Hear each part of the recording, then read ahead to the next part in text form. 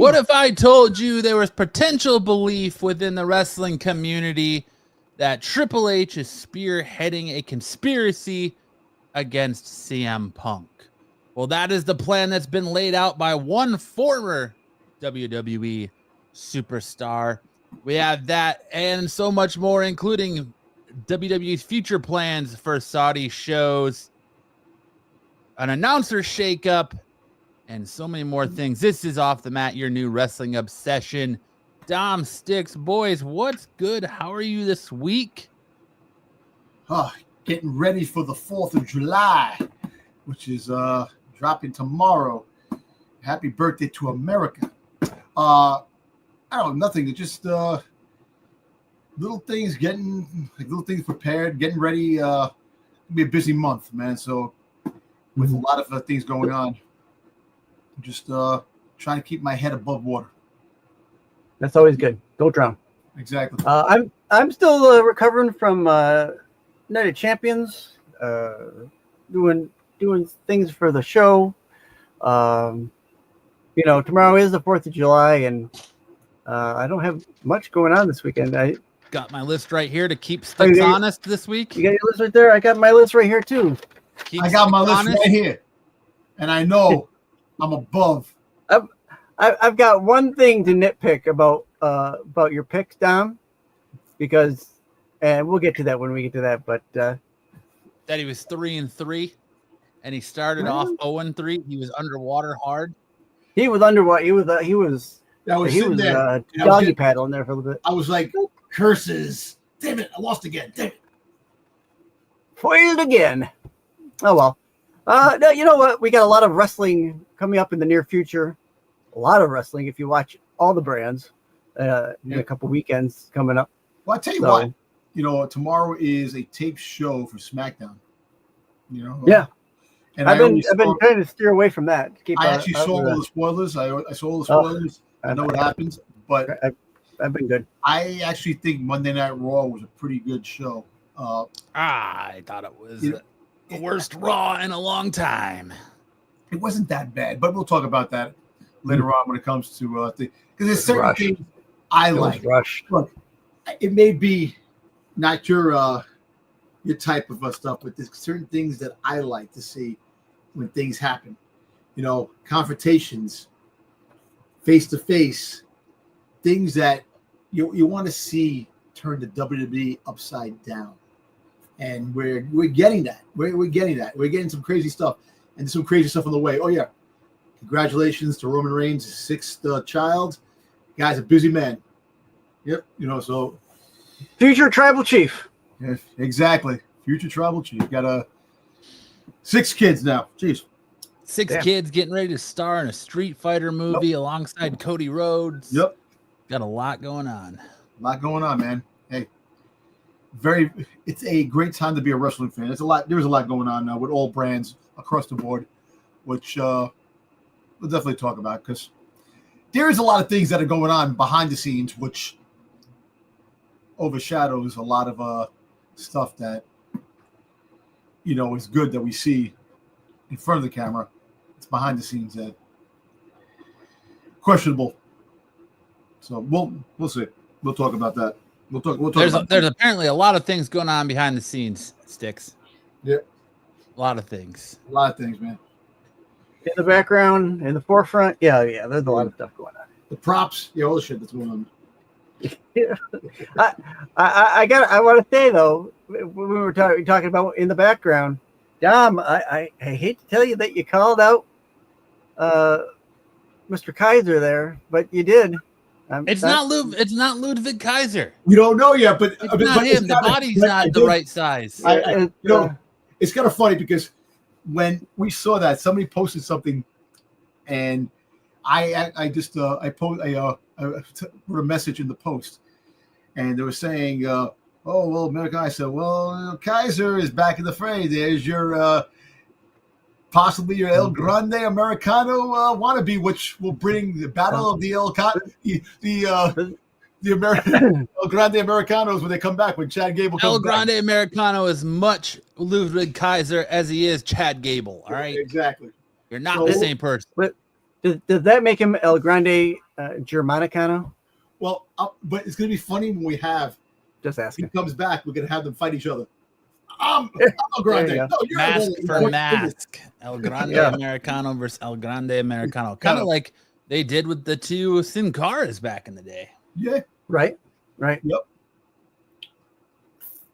All right. Starting us off tonight, we got a little bit of controversy. We all saw SmackDown riddled with technical difficulties. But what was it? Thursday here, we had the WWE press conference for kickoff for Night of Champions, which saw CM Punk be pretty much confronted by a fan about his previous comments in Saudi Arabia. Now, we have a former WWE superstar in the likes of Stevie Richards, potentially pushing this narrative that Triple H is allegedly leading a WWE conspiracy against CM Punk. And he was talking about this on his Stephen Richards show. And he says that he thinks Punk being made to lie in the ring just feet away from John Cena during the pipe bomb promo, while Cena badmouthed him for over 10 minutes, with Triple H is intentionally trying to make Punk look weak. He said, I think Triple H is so petty that he's not forgotten. He never forgot this, nor they just want to teach Punk a lesson as a company. Vince McMahon used to famously say, he said to Vince Russo, when he comes back in 2002, he said it to multiple people, you got to eat crap, pal. Well, it looks like Triple H is force-feeding Punk crap. Maybe they lulled him into a false sense of security with Drew McIntyre program, and then we're going to give you the night one main event of WrestleMania, of course. You're going to be glossed over because Seth is turning and going with Heyman and making the match completely forgettable. Then we had speculation that CM Punk was forced to apologize to fans in Saudi Arabia for his controversial tweet ahead of Night of Champions from years ago, where he told The Miz to go suck a blood money covered dick, you dork. So do you guys think that Triple H is... We've seen CM Punk say they buried the hatchet. Triple H brought Punk back. Do you guys see potentially CM Punk being what do I want to say? Do you see alleged conspiracy against Punk, or do you think it's Punk did the right thing by apologizing? Because Triple H did make comment when brought up in the press conference regarding it, and Dave Meltzer from the Wrestling Observer claimed that the fan was planted and that CM Punk's apology was planned in advance. Meltzer, and this is about to be a masterclass in just ridiculous, because Meltzer always is. That, by the way, was planted. Whatever, it is really interesting how whatever it was, obviously somebody wanted him to apologize, and he did it because he's not exactly the apologetic type, for one thing. And if you're going to apologize, I don't know if this is the thing you apologize for, given his political viewpoints and everything. But it's money and it's wrestling, and you don't expect wrestlers to have morals. Furthermore, Meltzer added that WWE usually protects CM Punk, but for this incident, they didn't. Instead, they ran a segment that made him look bad and pushed him to an apology. Meltzer claimed that WWE planned the entire CM Punk apology segment in Saudi Arabia. However, a conflicting report suggests that might not be the case. A report from Fightful Select revealed that WWE staff had not heard anything suggesting the fan was planted. Despite conflicting reports emerging about Punk's apology incident, his efforts were praised by Triple H for the Night of Champions press post show. He said, I was privileged to watch him grow as a human being, to step out here and apologize to the people of Saudi Arabia. He just cherished where he was at in life and his career and the things he gets to do and the opportunities he has. I was incredibly proud of him. Do we see this being a Triple H led thing? Do we think it was just Punk really growing? Do you feel like this fan was planted here? It's weird the way, like, all this went down, because CM Punk is always like the voice of the voiceless. His name is Punk. He's that guy that doesn't care. He says what he's going to say. The pipe bomb promo, that's what he's known for.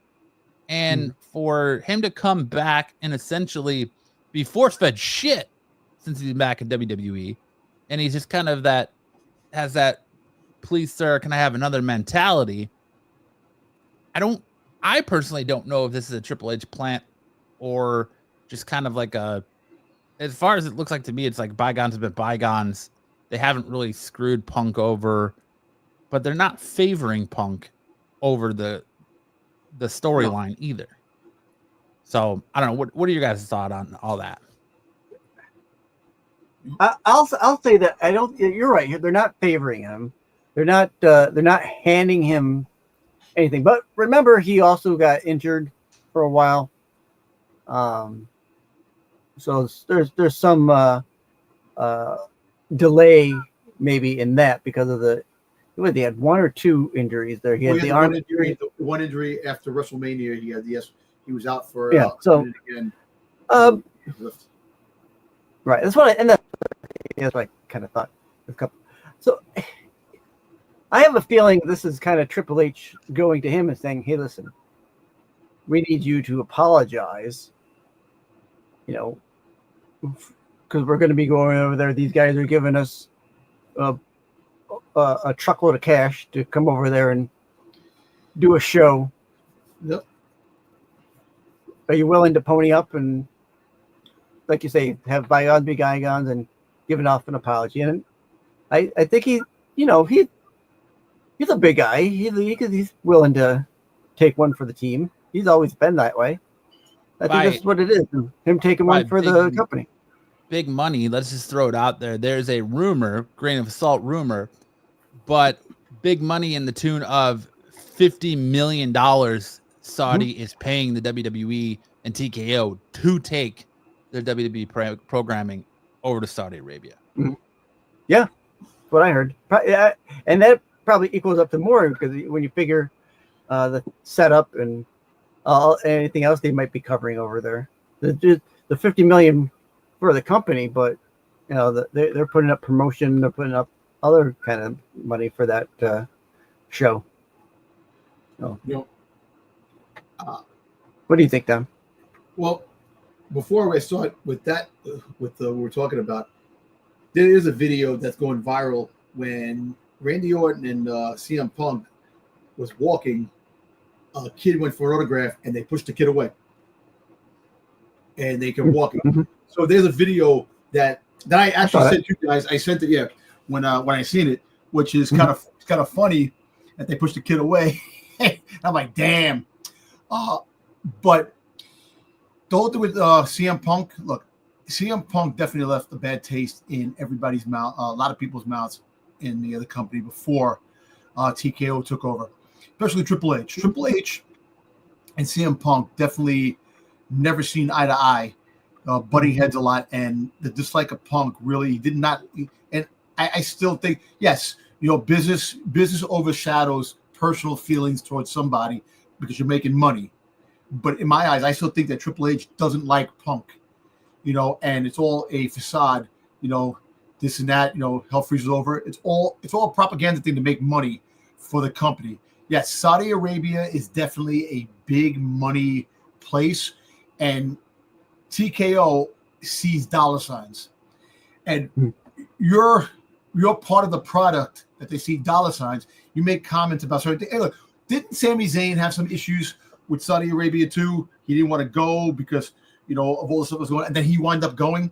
So, this is where it becomes you separate the political aspect of things, of your feelings, with the show and the money that you could make.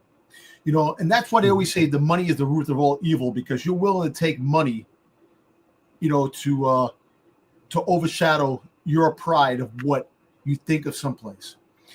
Yes. Do I think that CM Punk has grown as a person with everything that's happened from him leaving the WWE, going to UFC, then going to AEW and all that experience and coming back, swallowing his pride? Look, first of all, He said he was never coming back. You think about it.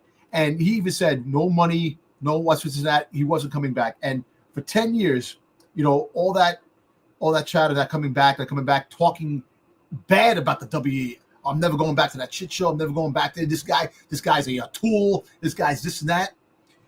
For him to swallow his pride, to finally make his return to WWE is a big step. But also at the same time, it seems like everywhere CM Punk goes, he burns bridges, and that's why you have nowhere else to go. You got to come back to the company that actually made you on who you are. And yes, we get older, we still hold grudges towards things, but I do see people growing in an aspect of, yes, you're willing to swallow some pride, this and that. I may not like you, but you know what? But we have to respect each other. As long as we respect each other, you can have a cohesive relationship. Yeah. And look, I think, I don't know if they force-fed him a shit and forced him to apologize. In my eyes, I seriously think that they did make a comment, probably say, listen, we need you, CM Punk. We need you. You're a big part of moving forward this company. And we have all these events that are planned for Saudi Arabia. We need you. You're a big money draw for us. If you could find it in your heart to apologize, we would definitely feel great that if you do that. And I think part of him probably says, you know what, I do it. But now, that being said, all the things that he said to the other wrestlers, like The Miz and all these other people, did he apologize to them? Did he pick up and go, listen, it was a different time. I'm sorry. I was a jerk. I didn't mean to these words, this and that. I know I was a different level, this and that. And I do apologize. Did he do that? Apparently, his apology to Miz came months before he came back. There was that rumor that in Chicago, he was backstage before he re-signed with WWE. Apparently, the apology with Miz, the conversation with the Miz took place at that time. So, reports he has apologized to the Miz. Yes. Okay. So, I actually think that yes, he did swallow his pride, and I think he definitely matured, because you see him acting much different. It's not the CM Punk that we know that's out there. He's a much more kinder, different. The pipe bombs aren't the way dropping boom.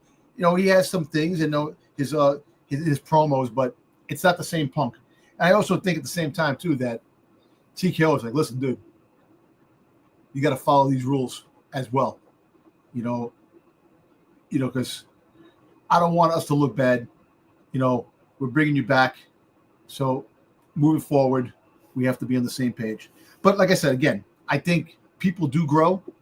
I think Triple H, even though he dislikes CM Punk, as a man, telling another man, listen, I may not like you, but I respect you. And that mutual understanding. So I think it was both. I think CM Punk, apologized on his own, also with the help of the company pushing that agenda towards him. Listen, you gotta do something. You gotta do that. And as a plant, I wouldn't be surprised that if it wasn't them putting a plant there just to make it look bad. But like I said, I go back to that video. Walking, they push that kid. So touching on that, it's come out to now again, grain of salt, that was they were walking to a meet and greet, and that little kid ran up to them before the meet and greet, and security was behind Punk walking as well. There's also a report that there was people moving stuff around backstage, moving stuff around that area, and that Punk pushing the kid away was to keep him from getting into that area where things were moving around. So he didn't really shun them. It's come out that Punk has later on found that kid and took pictures with him and all that. So he has made I don't want to say reprimations, but he did make up for that because Randy Orton was there as well too. Randy Orton didn't make any, attempts to be like, come over here, kid, come get this sign. Exactly, and that's what I'm trying to say.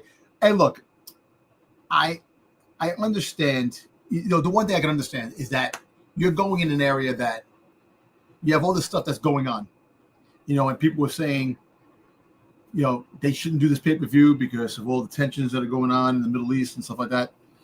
And you're in areas and kids are jumping out, or you see people and you don't know what's what. It's kind of worrisome that you're in an area that you're definitely scared as a professional. You don't know what the outcome is going to be. You can have hundreds of security things, people still get in it. We've seen it before in a lot of different things that it doesn't matter how much security you have.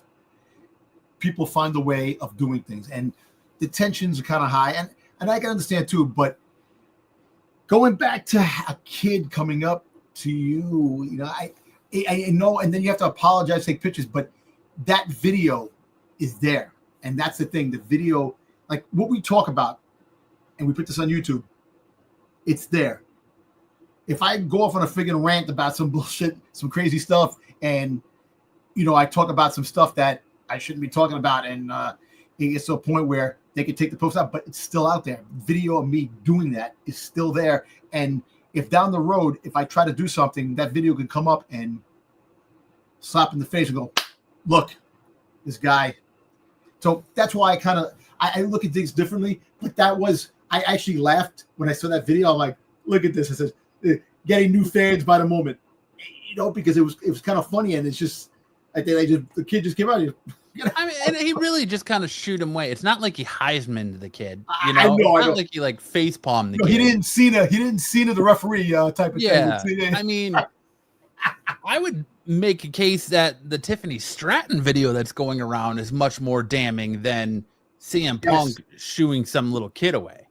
Like the kid was like going in for a hug, it looked like. And all right, you don't want to be touched. You don't want some random fan running up to you because you don't know what they've got. Case in point, Seth Rollins, the one time the fan tackled him on the stage, or the other time the fan jumped the barricade and walked down the ramp with him.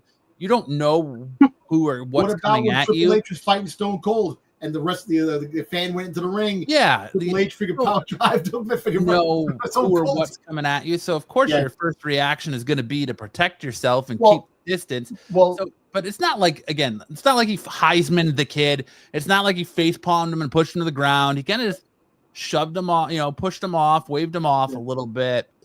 But it's, I don't know. It's so easy with social media to make things fit your narrative or whatever narrative you want to. One more thing, really quick. Let's see the Roxanne Perez thing with the fan that was sending those things, and also with Dirty Dom, he had that guy who said he wanted to cut him and stuff like that. So there's a lot of craziness going on. But going back to CM Punk, I think that they're teaching CM Punk a little lesson. I think eventually he is going to win a championship. He's going to win a championship. But I think it's just a little it's going to be more of a, listen, play by these rules now, and then eventually you get your thing. It's kind of like McIntyre. When McIntyre is going through, McIntyre, he won the championship, he lost, he's tried every which way he's trying. So they're going to do that with CM Punk a little bit, and they're going to push that a little bit. But eventually CM Punk will probably win a championship down the road eventually. But we'll see. Yeah. We'll see. Yeah. They're just giving him the longer road. That's what it ended up being. Yeah, and that's agreed. I don't know. It seems that way right now. Right now, it could be a little lesson to. Well, he's been back in WWE what, a year now, 2 years? 2 years. And I think this match against Cena was his first shot at the world title, right? Yep. So when he came back to AEW, he was in the title picture what almost felt like right away. Yeah. So, I would love Truth to beat Cena for the title. I agree. Yeah. So I think Punk is inevitably going to win the title, and it's inevitably going to happen. But I don't think it's going to happen. I think it's going to happen later on down the line. Yeah. I think he's going to take the title off Seth. I think that's who he's going to beat the title. He's going to take the title off of.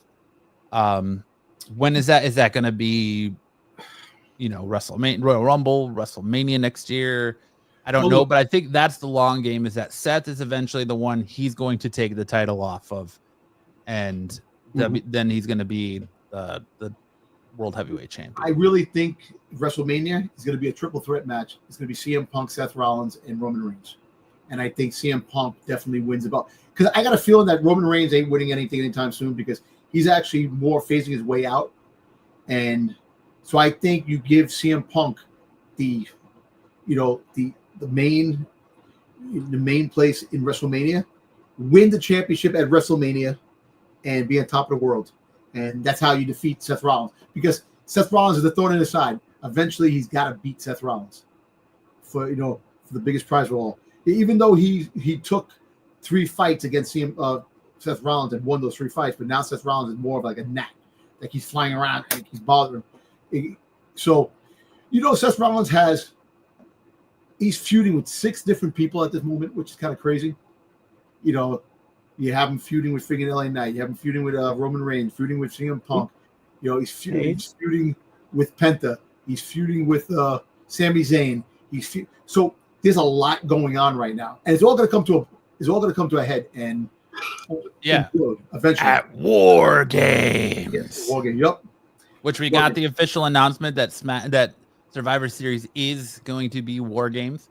So you'll have going to get a War Games. You'll have SmackDown and Raw guys together fight, helping because that's the only War Games is. They're not going to. So you're right. The draft might not happen, but they've been talking about it, man. I don't know.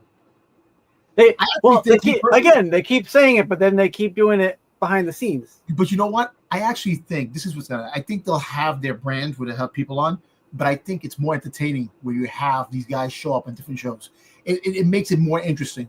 You don't have to fight in every freaking show, but you can have their appearance, his presence on the shows that can make things better. So, well, yeah. Well, we can talk about that. I think it's just time to end the brand split. End this. Yeah. You can have both shows can still have their own champion, but just let guys go back and forth.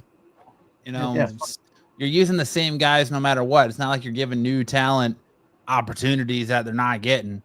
So what about the whole thing with Punk pushing Gunther? Could he get a title from Gunther and Seth take the title from Punk with a briefcase? It's a possibility. I really think that Seth is going to take the title off of Gunther with a cash in at Saturday Night Main Event. That's just kind of my feeling right now. Will they have Goldberg win and then Seth take the briefcase off, the title off from him? That's a possibility as well.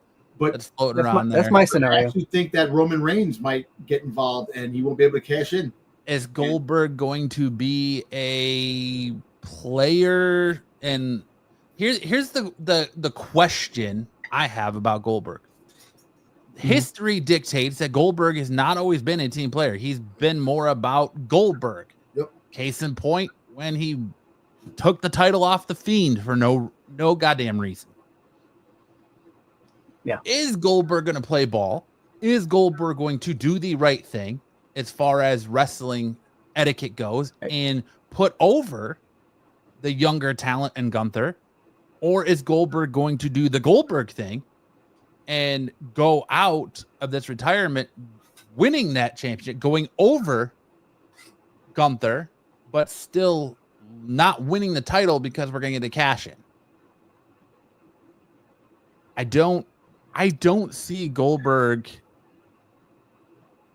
do what they did to Brett. Yeah, they could screw him like they did to Brett with Michaels, but what makes it more interesting? A Seth cash-in or Roman stopping the cash-in? Because if Roman doesn't stop the cash-in and Goldberg goes over, we've got Goldberg as the World Heavyweight Champion. Goldberg ends his career winning the same championship that he started his career in WCW winning. Yep. So, Right. if you, I guess you could have Goldberg win, right? Just say Seth tries to cash in, right? And Roman Reigns comes in and interferes and stops Seth from cashing in. You have Goldberg win. Have the Gunther Goldberg rematch at SummerSlam. well, there's also a scenario where Goldberg could go over and win and still not win the WWE championship. Yeah, that's true too. Yeah, no, definitely true too. But Goldberg has stated that this is his last match. So it's either he wins or he leaves on getting friggin' face planted to the ground, friggin' head stomped, and loses the belt if he does take it off Gunther. Look, I still think that there's room for a Gunther and Seth, rivalry, because they really haven't had a rivalry yet. I think that could be something down the road. Because all the seeds are being planted. So you want Gunther to go out. You want Gunther to go out as a champion, to leave as a champion, and then you have to have a new belt in place. Because I actually think that they actually are planning on to make new championship belts. They always change the belts. So I kind of think there's a new belt coming. So you have Goldberg win that belt, walk off into the sunset, and then you have a thing for the belt. Could be down the road. To play devil's advocate, Goldberg hasn't really said this is going to be his last match, whether he wins the championship or not. He said this is his last match. He says, Michael Cole asked him about, well, what if you win the world championship? He said, that's an interesting predicament, isn't it? Yeah. He's not committing to saying, he's not saying what Cena's saying, where no matter what, come mid-December, I'm gone. And I'm taking the belt with me. He's kind of entertaining the idea. I could definitely see an issue where Goldberg wins the match but doesn't win the championship. So he still Goldbergs himself into a victory, doesn't put over Gunther, but doesn't win the championship. Now, I do like the idea of Gunther versus Punk beating Gunther, and as Punk kind of Drew McIntyre him, like Damian Priest did to McIntyre.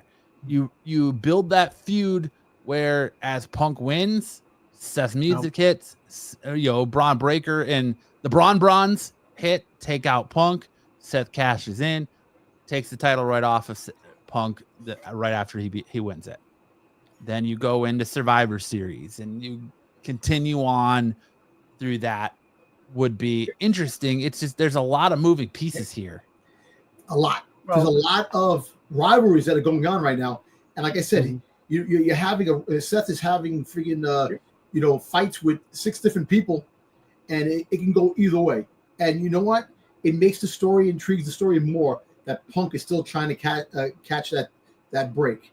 That the Punk is still trying, like McIntyre is still trying to catch that thing. And then you give him a cheaper match to fight with. Damian Priest is not a cheaper match, but Damian Priest, he's in the picture. He had a great run with all the champions, back then, and do that the same thing with Punk. Have him fight. Like I said, look, it's going to implode for Seth. Seth is definitely backing himself into a corner. He wins that championship. He's got a lot of guys coming after him. And especially you need that match. You need Roman Reigns to finally beat Seth Rollins, because he has not beaten Seth Rollins one-on-one, this and that. So you need that story to come to an end for Roman Reigns to finally finish his story when it comes to that. As for a championship run, I don't think Roman Reigns is definitely getting any more championship runs. I don't think he had his run for 3 years. He did his thing. I think that you have him beat Seth to give him that clarity. I finally beat Goliath, because, like I said, Seth has been a thorn in the side for ever since he betrayed him. So we'll see what comes down the road.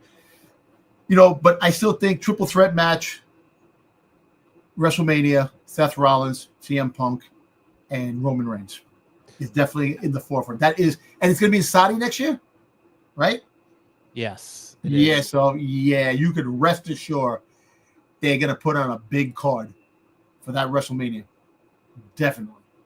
I mean, I honestly think the end game is Seth winning the world championship and Sami Zayn taking off from after Sami wins the Royal Rumble next year in Saudi Arabia. I've said it till we're blue in the face. But speaking of Saudi Arabia, WWE is continuing its partnership with Saudi Arabia and has packed scheduled lined up for 2026 and beyond, where we're potentially getting not one, not two, but 3 Saudi shows next year. According to a report from Fightful Select, sources involved in the organizing WWE's Night of Champions 2025 have shared insight into the company's upcoming plans in the region.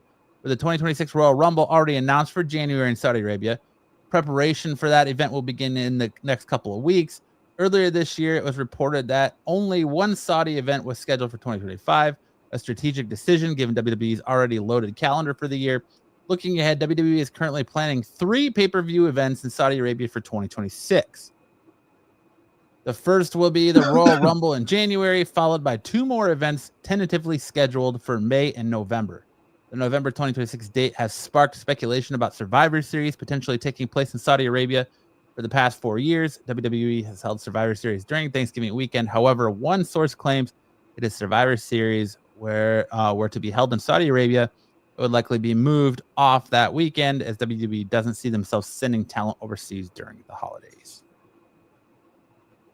Are you guys potential 3rd Saudi show next year? Thoughts? Well, I mean, we've already got Royal Rumble being 2 nights. We've got them wanting WrestleMania at some point.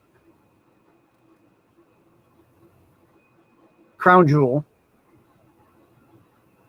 That's a lot of going back and forth. Well, this year it's in Perth. Yeah, this year it's in Perth, but historically it's been in Saudi. Yeah. Historically it's been Saudi, and they had Night of Champions this year instead of, which I think Crown Jewel probably would have been better for King of the Ring as a branding, but I don't know. Had to deal a lot of changes for this match, for this PLE this past weekend because of people not wanting to go. Right? Well, I just don't know about WrestleMania. Man, WrestleMania is a spectacle. It's a worldwide. People come from all over the world to WrestleMania, and Saudi Arabia doesn't really have that appeal. Yep. Given their political climate for people to come over here. So I don't know how quickly. I think fans would be really upset and there'd be a lot of backlash if WWE did a Saudi show before WrestleMania went to like England or Paris or France or Perth or whatever. Before it went to Europe to go to Saudi, I think you'd have a lot of people up in arms. You would. Really quick question. Was it Del Dutta? You said watch Conspiracy.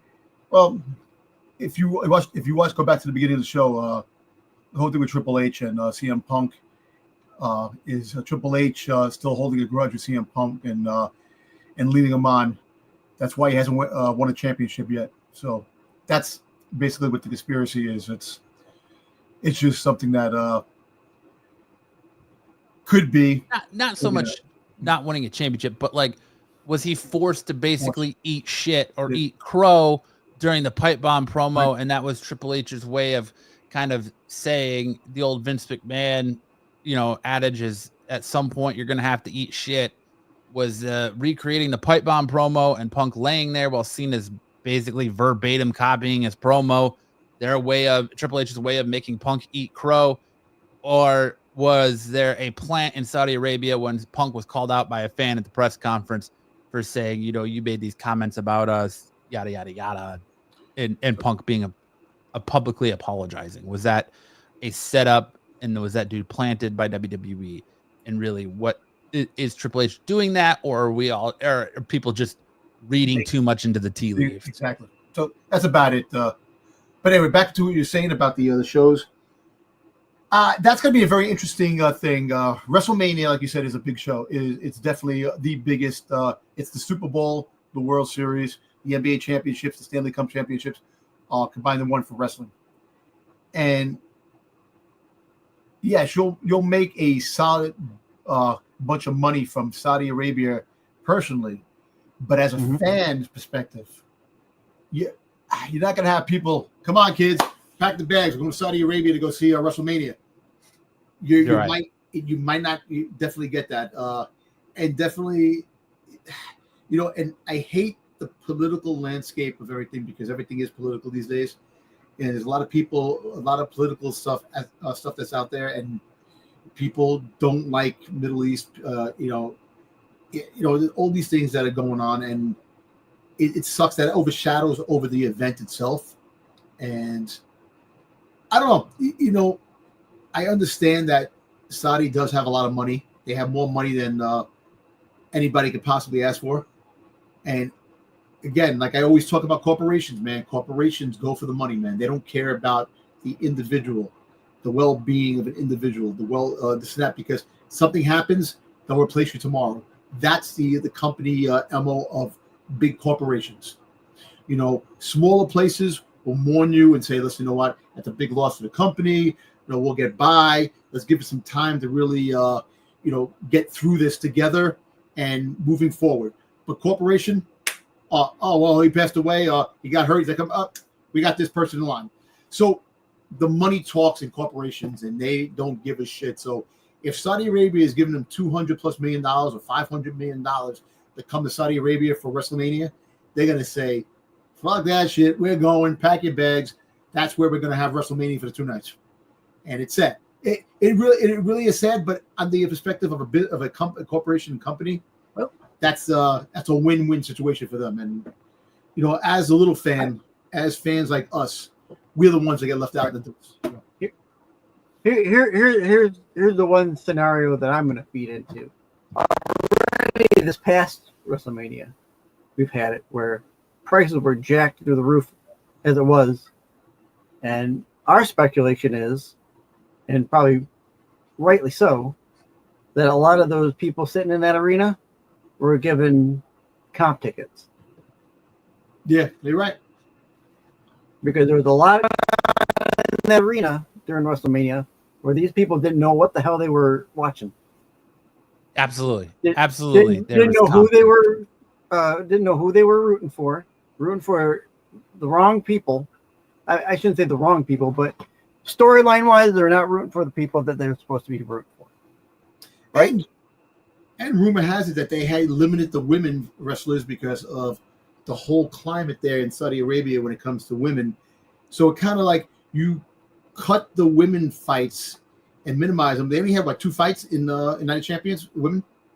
Yeah, but I was actually surprised because you had on SmackDown, which was also in Riyadh, you had the women, the Tiffany Stratton put the title on the line in the women in a last man standing match, and Naomi showed up.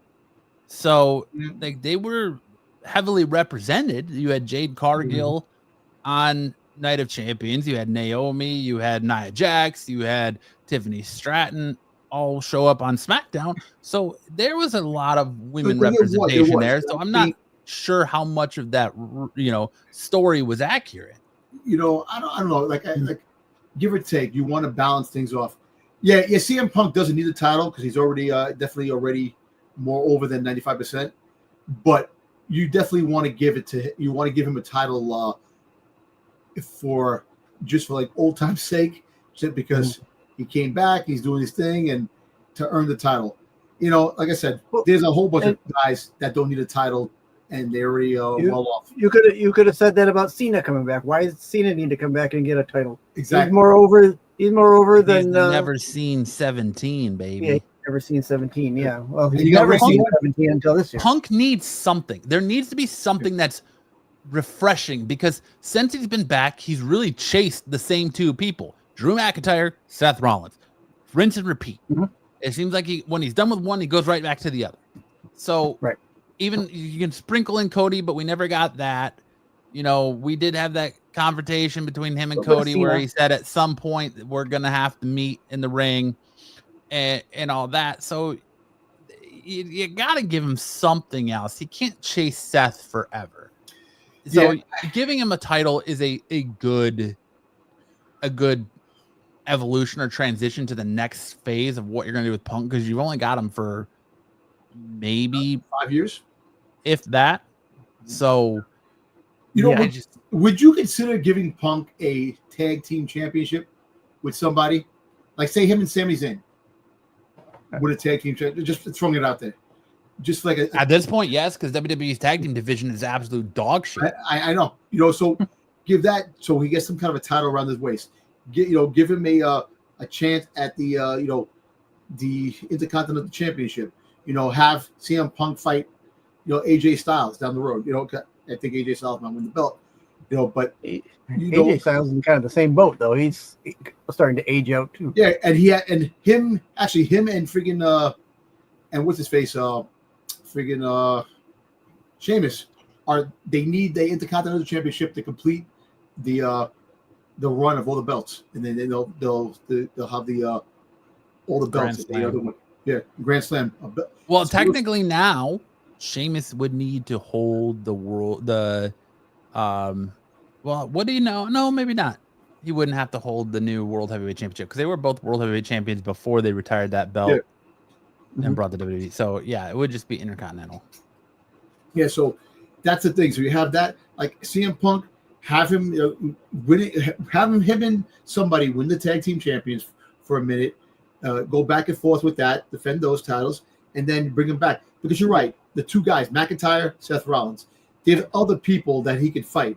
I like to see CM Punk, get into a thing with Rusev.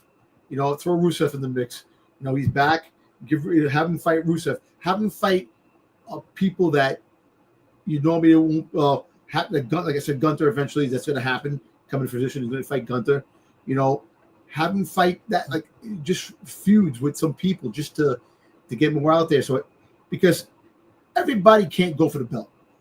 We all know that. You got to have certain players go for the belt. You can't have every single player. Look, LA Knight was pushed, and now, he won the U.S. Championship a couple of times, and that was it. Now he's out of the championship picture because now he's fighting Seth, but Seth doesn't have the belt. Seth has a briefcase. But I think you can make the case too that the fact that there are 6 people in this feud, it helps drive the narrative that WWE creatively has no idea what's going on right now. They have no idea where they're going or no idea what they're very much flying by the seat of their pants, because you've got those 6 in the title picture. Not to mention, we've had Seth's group since Mania, still don't have a name for them.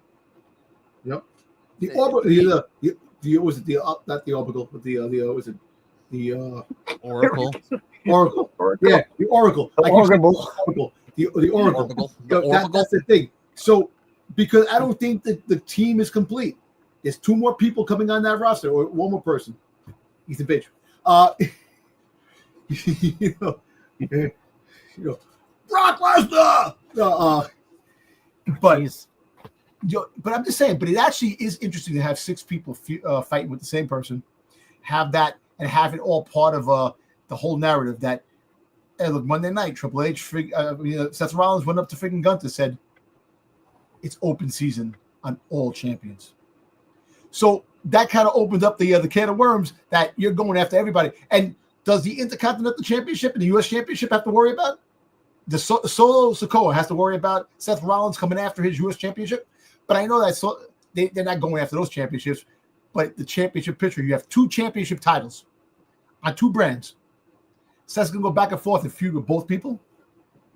So I like that because it brings more intrigue, but it's kind of crazy that you have this whole big thing that's open. And you're right. WWE, freaking TKO may not have a plan of what's going on, but you have a lot of top wrestlers that need to be at that top tier, and a lot of bottom wrestlers that are still working their way up for the, the 2 other belts, the Continental and U.S. Championship.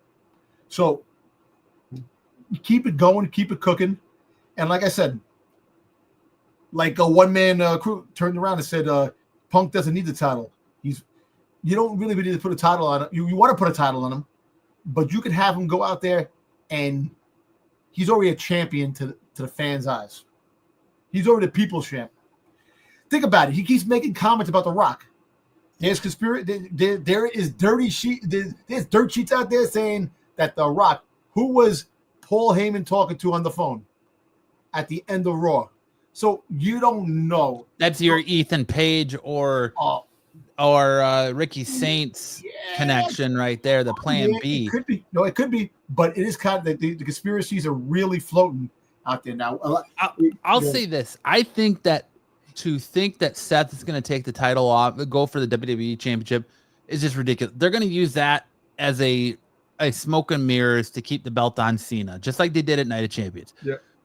Cody's beating him for that title at SummerSlam. I think we already know that. That's pretty much done deal. And I think Seth is going to use that to help Cody do it because Seth made the comment, Cody couldn't be champion without my help because I wanted him to be.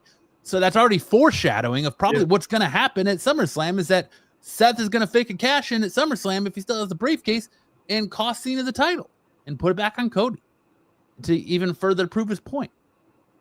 So I think it's all smoke and mirrors. We know, and I think you could pretty much say with certainty that Seth's going to win the World Heavyweight Championship, not the WWE Championship. He's not going after Cena. He's going after Gunther. Yeah, you're right. But again, I think the 6 players in all this is just, it's so confusing because at least for me, I've even forgot, we saw Jey Uso doing his thing and we're like, okay, well, maybe he moved on. He's not part of this again. But then come Monday, who comes out to make the save? Jey Uso with a steel chair. It wasn't Penta. It was Jey Uso Penta was already out there, but it's Jey Uso with a chair. It's funny. Penta coming down there, it says, guys are getting beat up the ring, and he's taking a sweet ass time coming down there. That was funny. It said Jeff Hardy all over again. Remember when Jeff Hardy come out? Yeah. And he's like, but you look, Penta's a star. WWE made Penta a star right now. He's in a big feud going on. There's a big thing that's going on. So, there are people that are things that happen. But I still think that Penta and Ray Phoenix are definitely going to be a tag team down the road. When eventually together. They have to. They have to. There's no better case in point that the Raw tag team division is an absolute shambles than this round robin of champions. Viking Raiders, New Day, Judgment Day. Viking Raiders, New Day, Judgment Day. Viking Raiders, New Day, Judgment Day. Viking Raiders, New Day. We just put the titles back on the Judgment Day. Yep. SmackDown has the Wyatt Six. They have the Motor City Machine Guns. They have the Street Profits. They have DIY. They have legitimate tag teams. Raw has Judgment Day, New Day, Viking Raiders. That's it. They have to bring Phoenix over and pair him with his brother in that tag team division. They have to. There's no other legitimate tag teams. You got you see that the WWE and TKO are interested in a couple of the tag team from AEW. Private Party. Boo. Yeah. Them. Boo. Boo. Boo. Hey, you know why? Chris Jericho. Nah, don't need Jericho back.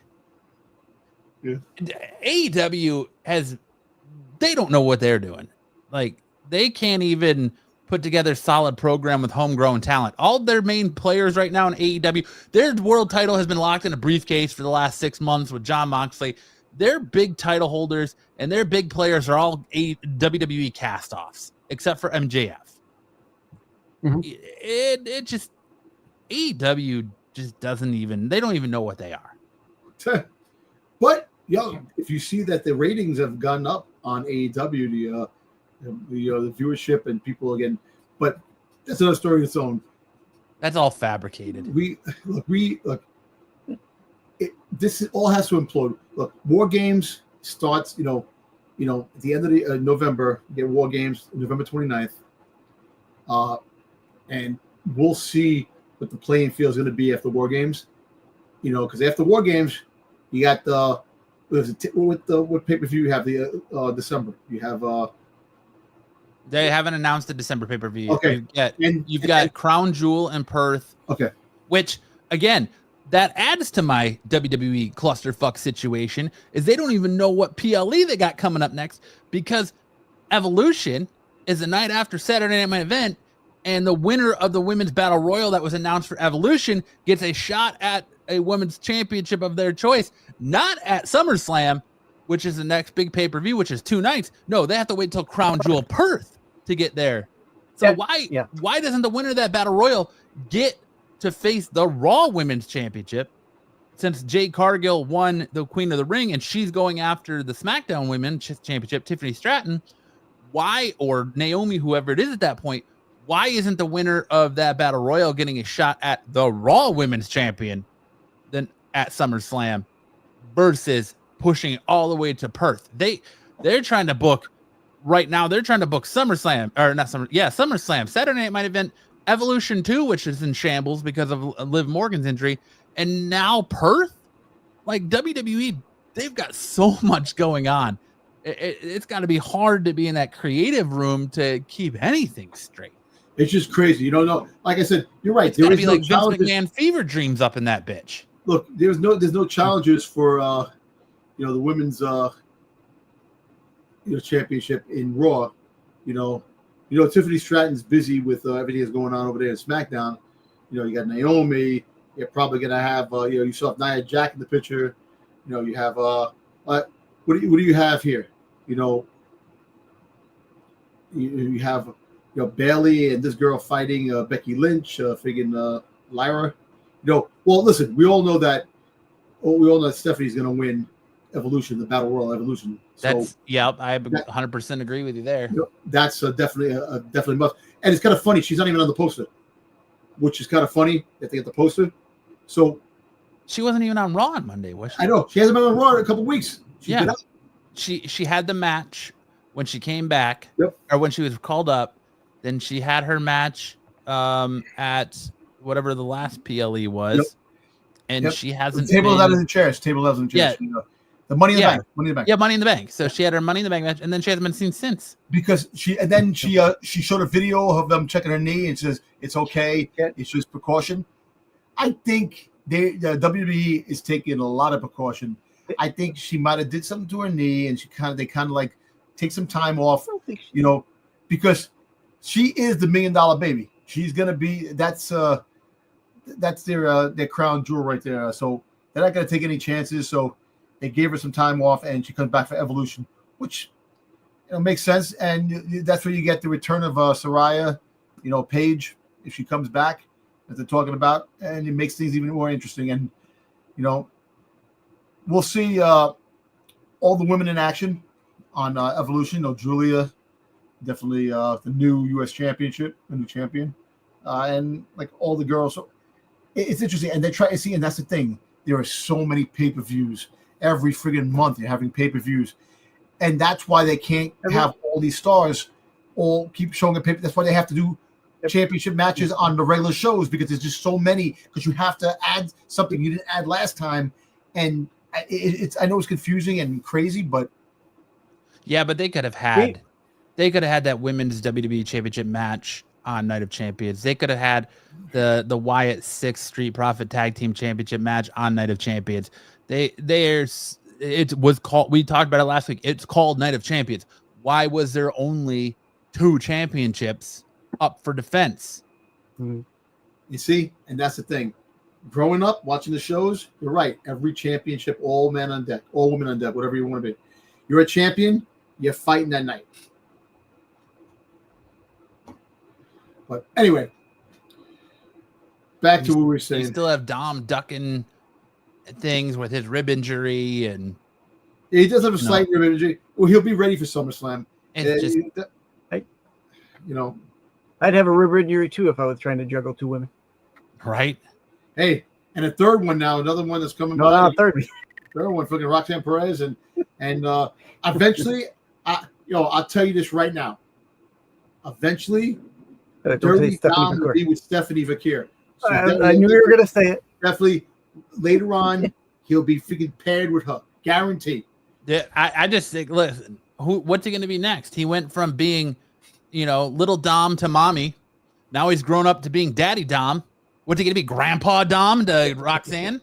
Like, what are we doing with it? But listen, all I know is that guy has the greatest job of all time. Yeah. Roman will be a draw again as soon as Saturday night main event. I think he's showing up at Saturday night main event, and that's what will set the seeds for him fighting Seth at SummerSlam. Or they are building. I think they are building towards CM Punk, Roman Reigns versus Seth. Maybe a triple threat. It might be CM Punk, Roman Reigns, Sami Zayn versus. What about a quadruple match? Maybe you have LA Knight part of that. You could have CM Punk, LA Knight, Roman Reigns versus Braun, Seth, and Bronson. It could be any one of the six people that are feuding with Seth. And that's what I'm trying to say. Come SummerSlam, the next member of Seth's team is definitely going to show up. Yeah, to give Seth the win. Exactly. Which is going to lead us to War Games. Yep. And our 5-on-5 War Games. Yep. And it's going to be Gilbert. No, he's not going to win the championship off of Gunther. He's got unfinished business with Seth. So he's not taking the championship off Gunther yet. I don't think he's going to get another championship shot. I think he will eventually. Maybe, but I don't think it's not going to be anytime soon. No, I think he has to take out Seth. That's his ghost, his demon that he has to take out. That's why I think WrestleMania will be Seth Rollins versus Roman Reigns.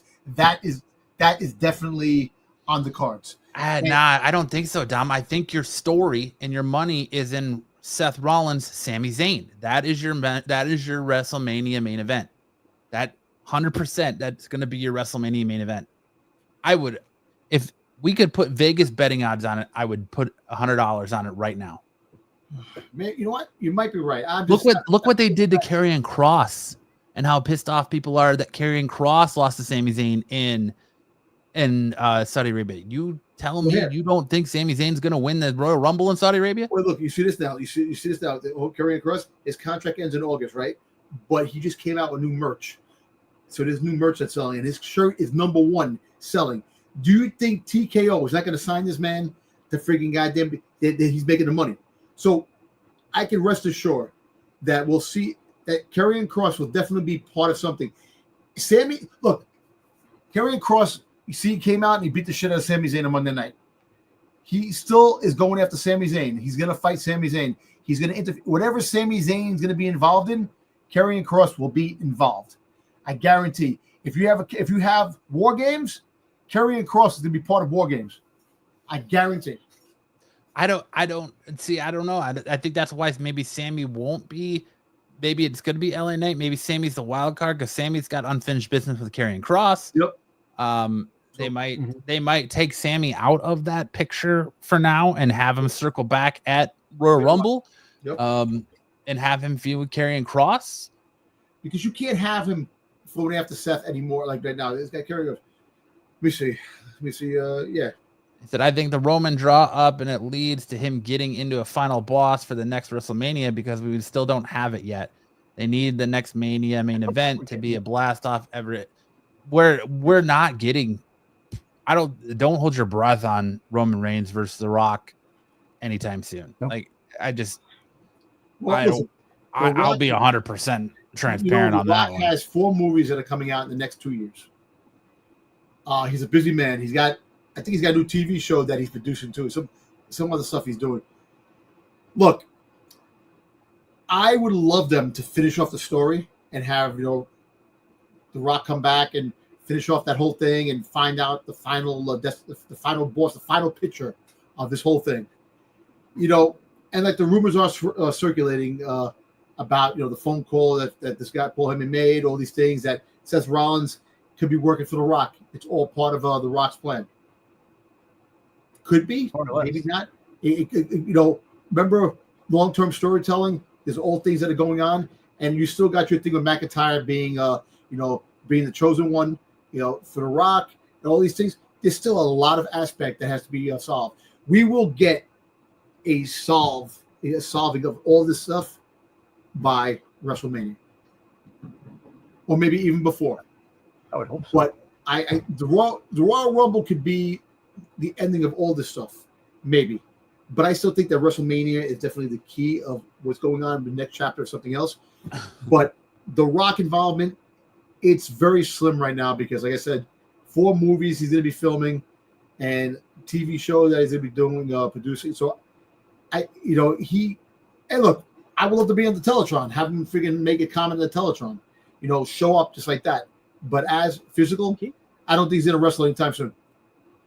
Listen, I'll be the first one to say it. I don't want The Rock on my TV screens anymore. I'm done. I don't want you're The Rock this, The Rock that, Roman Reigns versus The Rock. No. Just keep it off my TV. I don't need to see it. The Rock ruined WrestleMania. WrestleMania main event between John Cena and Cody Rhodes was doo-doo because The Rock couldn't get out of his own, and it got ruined. And what tells me that Rock storyline is potentially no longer a thing is we haven't seen Travis Scott since. What do you think about that? There was a story once they fired once they fired R-Truth, the whole thing they were going to bring him back that night. They didn't bring him back. They brought back R-Truth and they stopped bringing it. So that whole part of the story, they did. So I don't know. Look, I still think he'll show up again down the road. I don't think now. I think The Rock, like I said, is very busy right now, and you'll probably see Travis Scott come back when The Rock comes back. I don't think they want to put the title on Roman Reigns right now because 1, he's about to go film Street Fighter, and 2, he held the title for 3 years. Yep.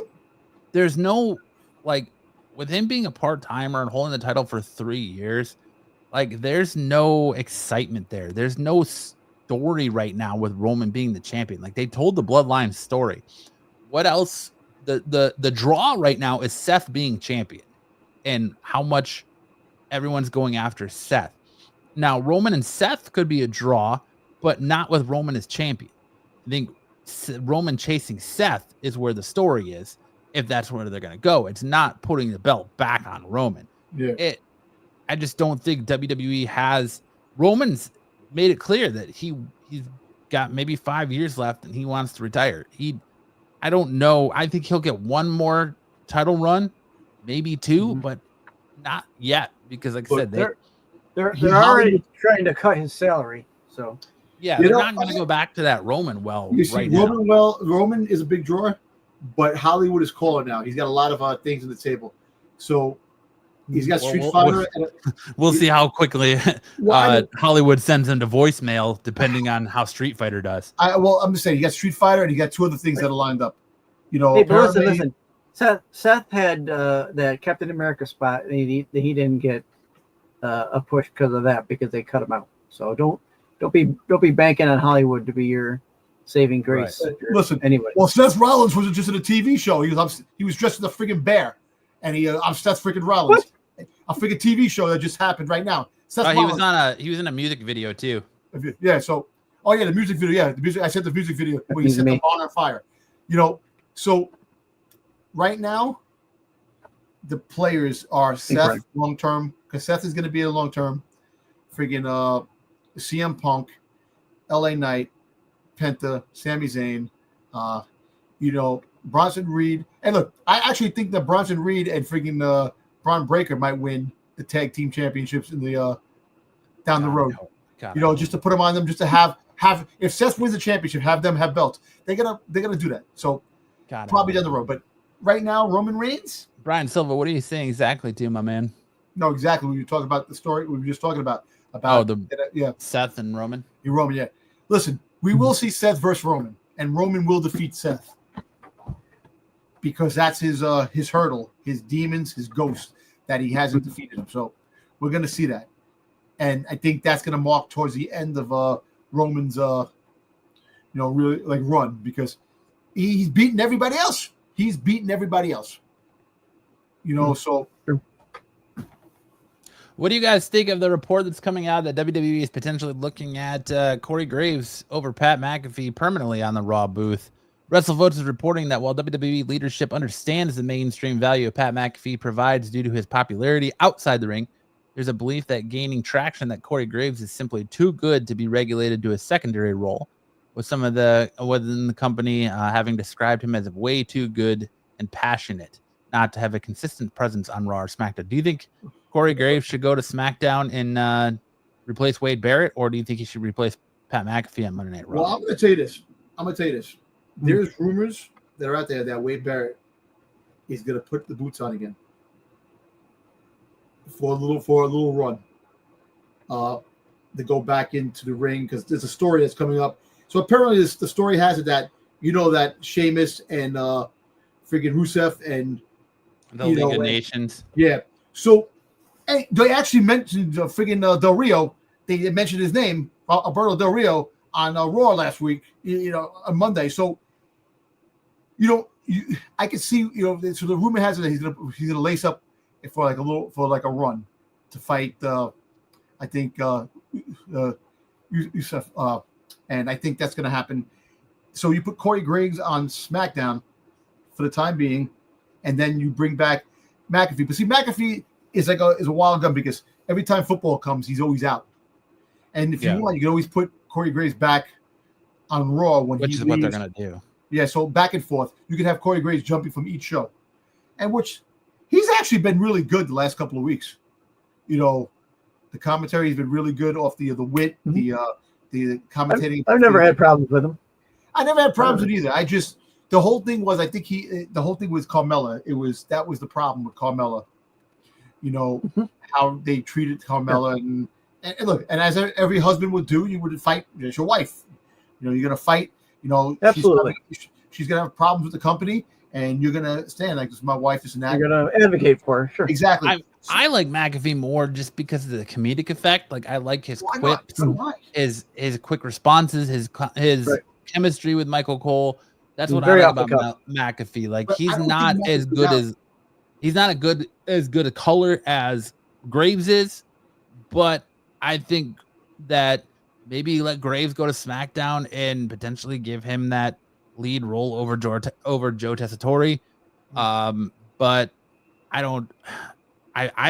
prefer McAfee. I like Corey Graves enough. I think he's great at what he does, but I like the McAfee Cole relationship on Monday Night. Exactly. That relationship is great. That's why I would have Corey Graves on SmackDown. And then when McAfee goes off on his college football and football, you bring Graves onto Raw. And you can have a rotation with his face. That's going to be happening soon. Yeah. So there's going to be a shakeup again when it comes to the commentators. So that's that. And as for your comment right there about Randy Orton, I think Randy Orton has another 5 years too. Yeah, I think until 50. He's 45. I think he'll wrestle till 50. About 50. So like I said, at the end of the day, man, these wrestlers, a lot of them are on their way out. A lot of them in the next 5 years, they're done. And the money's too good outside the ring with other opportunities. And the thing is, like Orton can always come back for like a main event, a pay-per-view, just for like a one-time thing. But as a full-time wrestler, those days are dwindling down as a wrestler. So, Seth Rollins already said too, another 5 years, another 5 to 6 years that he's going to wrestle. So we'll see, man. And John Cena's on his way out. Like the new people are coming in. We have a lot of new talent, and these guys are going to set the way for the next wave. All right, that's it for all the news that I had. We had a lot of news too. Damn. Yeah, not really. I just think it was a lot of good conversation. There really wasn't a lot that happened this week in professional wrestling. We made it good. Yeah, we'll go with that. We made it great. Very informative stuff, I think. But let's get into doing our reviews, shall we? And we're going to talk about last week's SmackDown. Just programming note, SmackDown tomorrow night was pre-taped already. Yeah. We're not going to go over it because I'm not going to give spoilers out for anything. But remember, SmackDown is now going back to 2 hours. So SmackDown is now a 2-hour show. But so remember, Night of Champions was before this, but we're gonna do the review of the shows. Yeah, so we're gonna do the SmackDown review from Saudi Arabia, review Night of Champions, and we'll get into Raw and NXT for this week. So let me go ahead and pull up our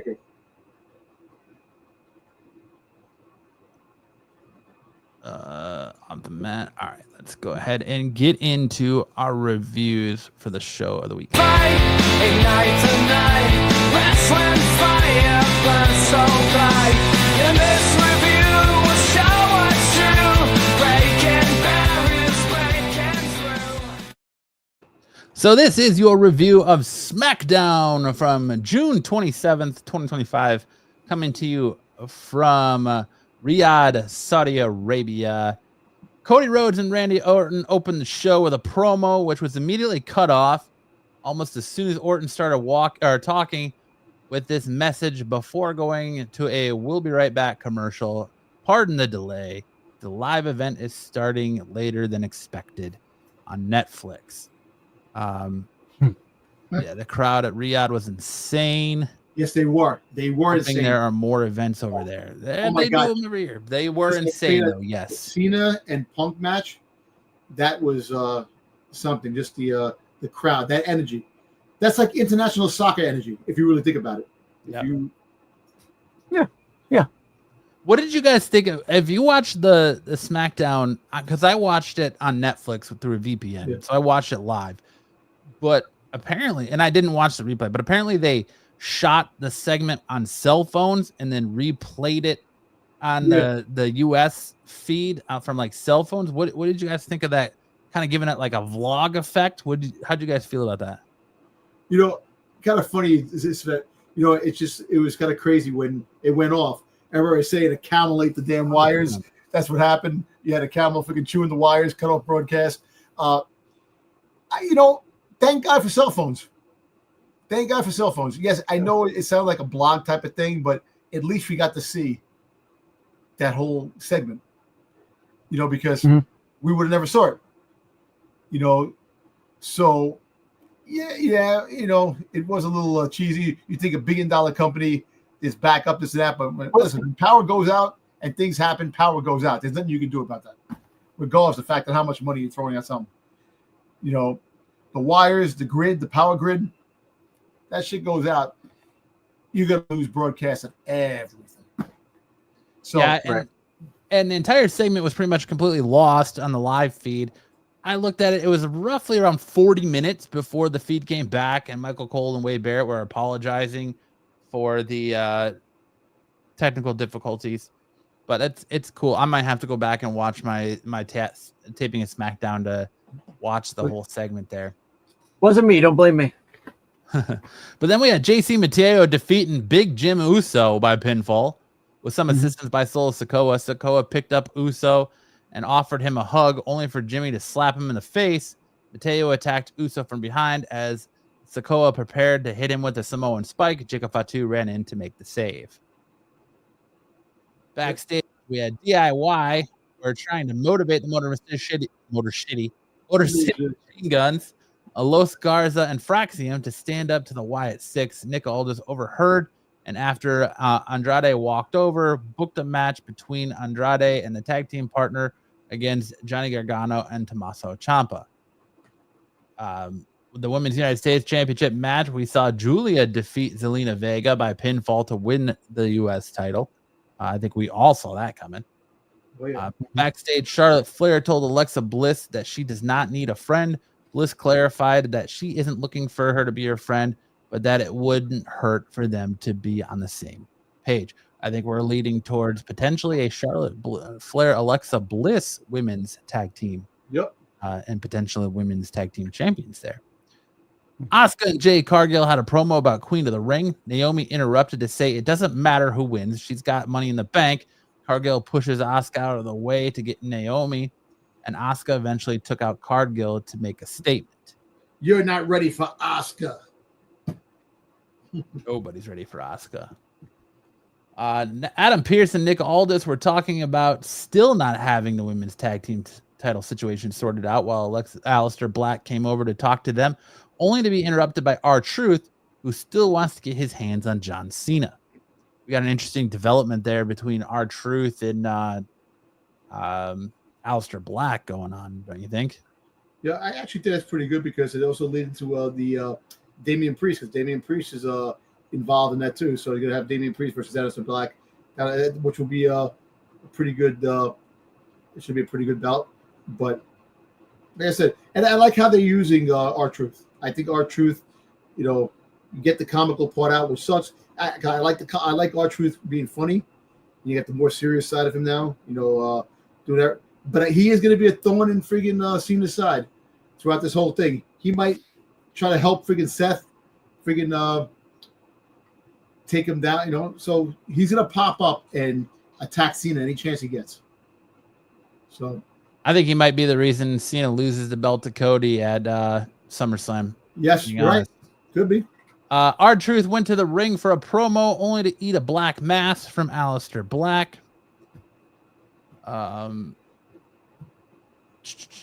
B-Fab told the Street Profits that if needed, she's got their back tonight. Backstage, Damian Priest confronted Aleister Black about what he just did to R-Truth, suggesting if he has a problem with killings, he should just approach him face to face like a man, and things might even end up playing out differently. Black stepped up to Priest, not intimidated, and left. Carmelo Hayes then walked over to butt in the scene and say Priest should mind his own business. Priest told Melo to go away. Fucking Melo. That's another one they'd have no. This seems like he's got no direction in the main roster right now. It's Carmelo Hayes. Yeah.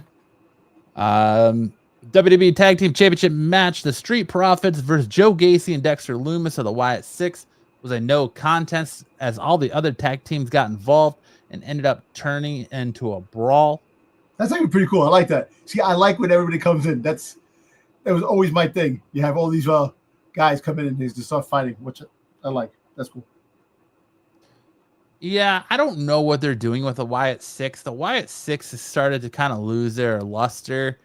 They had that big grandiose debut where they basically killed Chad Gable, shot him in the head, right? And then they kind of were off TV for months, and now they're coming back, and there's no fear to them. There's no reason to fear them, and there's no spectacle. There's really nothing to the Wyatt Six. If I was WWE, I would make the Wyatt Six a thorn in everybody's side. I would too. Make them unpredictable. Come out any match, heel, good guy, whatever. Come out to make a statement, and you don't even have to put championships on those guys. They can just come out and say, "We're just gonna mess shit up, and we'll be intimidating." I'd rather see that. Have them go from show to show, and whatever they come out, like you could have the Bloodline fighting people. All of a sudden, the Y6 comes out and just tries to annihilate, gets into a brawl with the Bloodline and stuff like that. I would definitely like to see that. And Braun Breaker has mad potential. You're definitely right, and that's why that's a Paul Heyman man right there, and that's going to be Paul Heyman's next big guy down the road when Seth Rollins and Braun Breaker and Bronson Reed break up, and that whole thing goes in a different direction down the road. So, yeah, the Wyatt Six should definitely be involved in just anything. No championship matches, just to raise havoc on the WWE and heel, face, in between, no matter who it is, just come out and interfere in matches. Like when matches get out of hand, you have them come out just to spice up a match even more. And like, the Bloodline, oh my God, why is the Wyatt Six out here? This is crazy. It's all mayhem. I just want mayhem. So, what do you think, Styx? The Wyatt Six, obviously, they're lacking their main member, Bray Wyatt. I think and not having him really killed But you got what they were going to do. I mean, obviously, not to anybody's fault. Dallas, man. Bray and Dallas, man. Yeah, know. but he ain't his brother. I He know ain't he's it. not. I know he's not. Yeah, no. It's sad. It's sad, but hey, things in life, it happen, and you don't know what's going to happen the next day. Right. And it's sad. Yeah, I understand them going forward with it, wanting to continue what Bray had started, but it hasn't amounted to what it would have if Bray were still with us. Well, look, if you want to make them irrelevant, like I said, just have them go out and cause havoc. They don't need championships. They don't need to freaking put tag team. Just go out and mess up people. Like if it seems like something's getting out of hand with the other, have them come out. Just throw them out there. Like what the hell? Just show them up. Have them show up in NXT. Have them show up. Just have them come out in random places. You want to just use them as the wild card. Yes. Non-championship, like him, anything. Not championship. Yeah, like you come Survivor out. Series, right? Like well, here's the thing. You have to. I would use them on every brand. I know. That's what I'm saying. Come out on NXT. Boom. Yes. Going up against Culling. Boom. Listen, you got War Games coming on, right? You got War Games coming out. You have War Games happening in Survivor Series, right? Have them show up in War Games. What are they doing here? And have them, and you could still have the tension between all the other guys. Is just have some random stuff like that, and have these guys come out and unpredictable, just come out kicking ass, and people just make it mayhem. Like people look. Sometimes story. Yes, you want story, but when it comes to wrestling, people want to see people wrestle and fight. They just want to see mayhem. They want to see that ring get full of people fighting everybody, and just people get thrown out and crazy shit. That's what makes the crowd go wild. So you have the Wyatt Six as that wild card through all brands and just kick ass, and it doesn't matter. Like you freaking you could just make it where it's just fun. Like you never know. Lights go out. All of a sudden they show up and it's like, what business do they have with so and so? Who cares? They're just there and they just fight everybody. No, just do that. I'm 100% behind that, Dom. I'm 100% behind with that. I do think they have too many members to that group, but and you got to utilize them. Yeah. That's why. And you got like I said, you got to put them on every brand. You got to have them go off on every brand. Have the every freaking every show on alert. Like you don't know if they're gonna pop up on the show, and you have people fighting, and and like the Bloodline, the Wyatt Six, man. Look at our team, and all of a sudden they show up and they fight and stuff like that. It's like just have mayhem, man. Like it doesn't even have to have a story. Just freaking total craziness. That's it. And you know how I would start them out? Start them out, hopping in and taking out some of those LFG kids. Yep. And then work your way through the roster. Yep.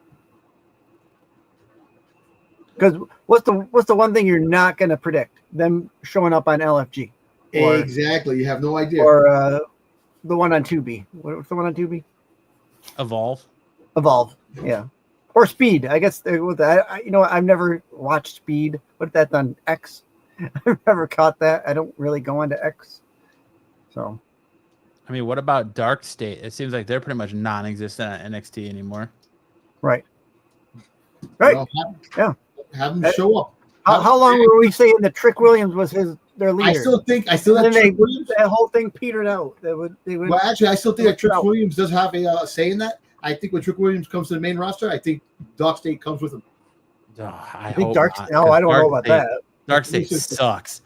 They're not they're not main roster ready yet. Then we got the last woman standing match, or WWE Championship match, Tiffany Stratton versus Nia Jax, which I felt was a good finish. It was. The match itself was a little slow starting.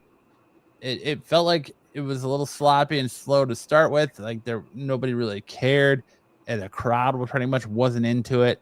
But they woke up a little bit towards the end of it. The Naomi potential cash-in got people excited. And it was a good finish with Tiffany Stratton standing strong over Nia Jax. Then John Cena cut a promo about how he's winning and Punk is a loser.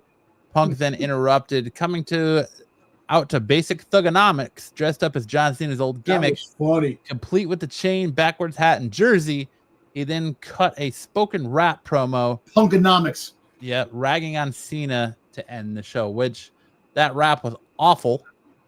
But it was funny though. He goes, "You're my." He goes, "I'm your Ken Kamar, and you're my friggin' Drake." At the end, that was funny. A rumor has it that promo was ghost written by the wife of the husband of Danielle Fisher, who was Topanga Lawrence on Boy Meets World. Well, I heard that it was also written by Rhodes. We have a little GIMP connection. Yeah. I know, but I think Rhodes. They say that Rhodes wrote it. Freaking, You know the GIMP. The GIMP. Yeah.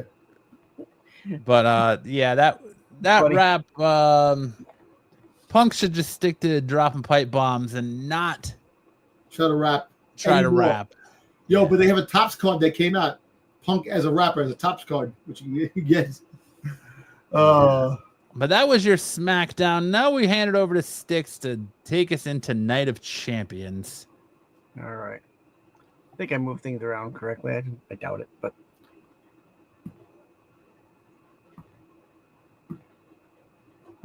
Which, by the way, while Styx is getting ready, thank you for everyone who turned into our live stream and watch party for Night of Champions.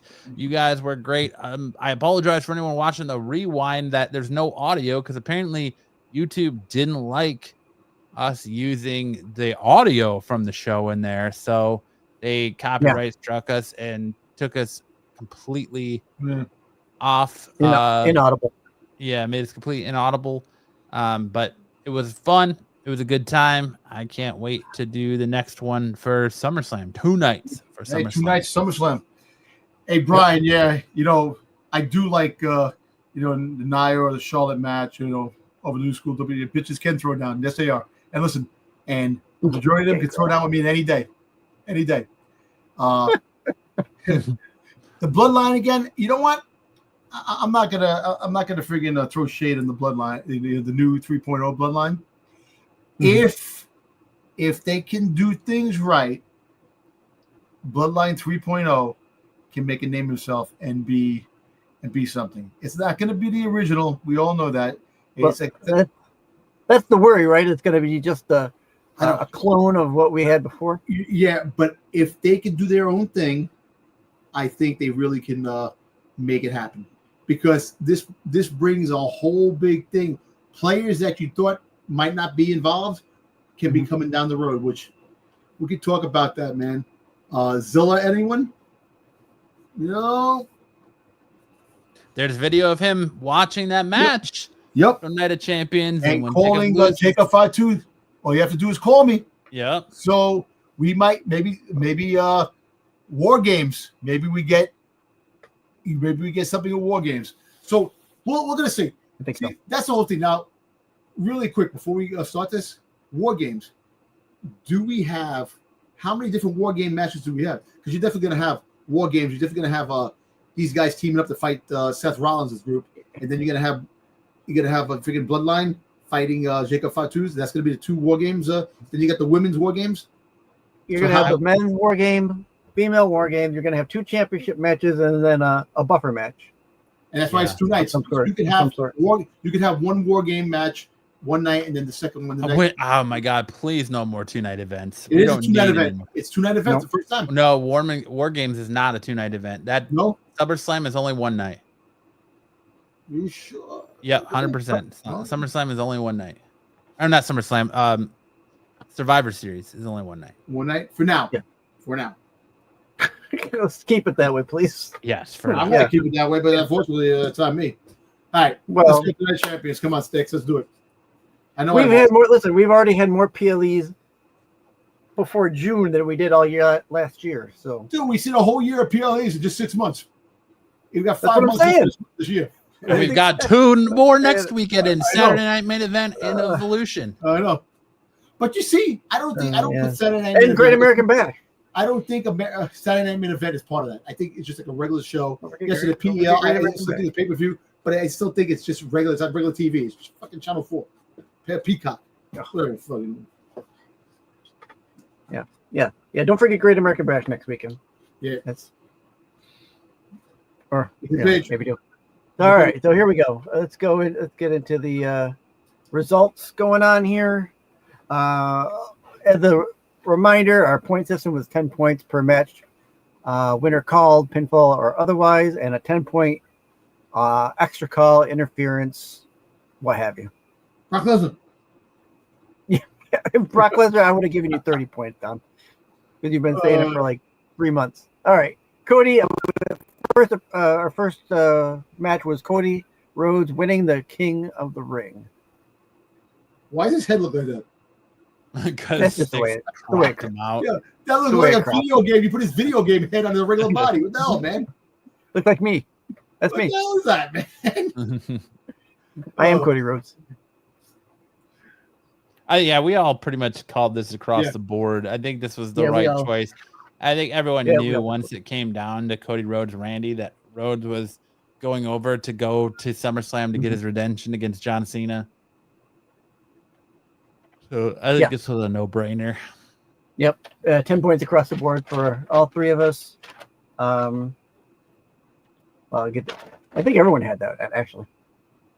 But Jesus Christ, you had like 10 minutes, almost 20 minutes before the match even started, because you had both guys come out, the crowd sing both their songs, and not even knowing the lyrics to Randy Orton's song, and it still wasn't even that good of a match. But after watching it back, it was probably the best match of the night. Really thinking about it, and that's really saying something on how potentially the quality of the Night of Champions was. Oh yeah. Right. All right, up next, United States Championship match. Solo Sikoa defeated Jacob Fatu with the help of Cobb, Zilla, or not Zilla, but Were they calling him Talatonga? When the Tongas came back, and he botched the match up too. He botched it too. And when he came back, well, he almost got taken out put back on IRL during that match. Yeah, he got squished. Yeah. So, now, you know what? This wasn't a bad match. I thought. How come Jimmy didn't come out? That's Jimmy's not there. Too. I don't think he's there. Was he there? Was he on SmackDown? I don't think he was able to travel. I think he was. He was on SmackDown. Jimmy Uso was on SmackDown. Yeah, okay. Yeah, he was on SmackDown. Yeah, because he had a match. He had that first match. Yeah, against Jeff Cobb or JC Mateo, and it's because on SmackDown, Jacob Fatu pretty much told him to stay in his lane, so he didn't come out. Right. Yeah. Sure.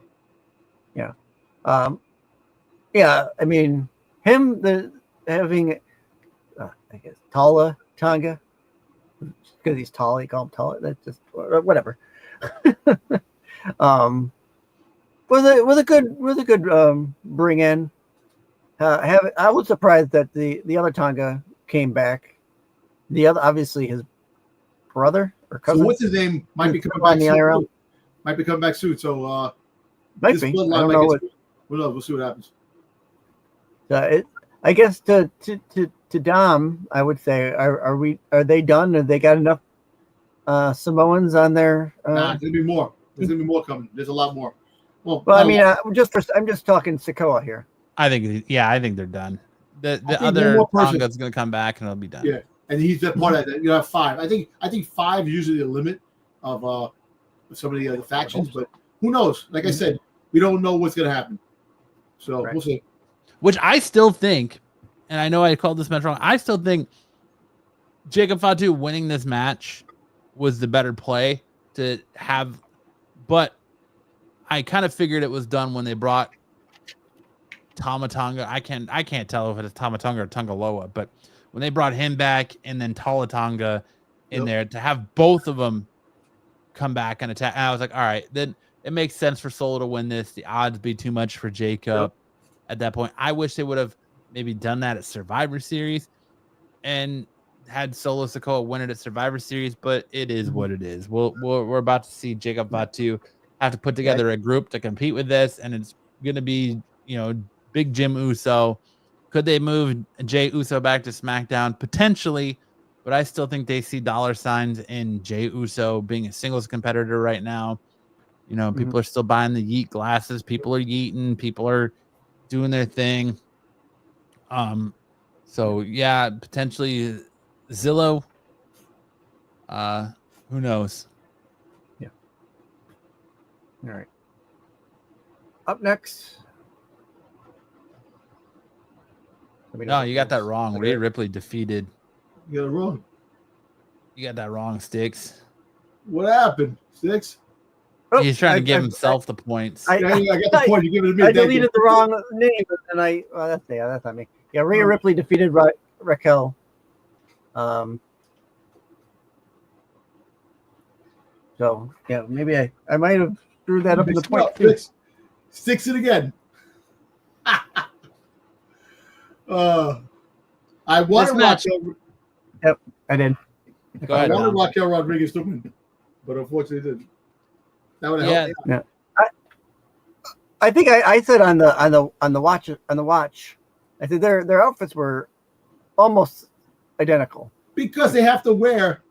I know, but she's got this. I don't know, this pumpkin. Listen, outfit on, and I wish Rhea Ripley would have ripped the pants off and her ass cheeks were out because I hate these full bodysuits suck.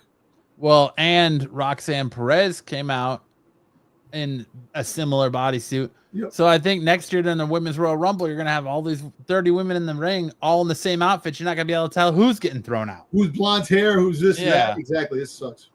This was an okay match. It was decent. I still think that the street fight or the last woman standing match on SmackDown was a little bit better than this. Yeah. I know a lot of people are upset that Rhea won and that Rhea didn't need the win and this, that, and the other thing, but it is mommy's always on top.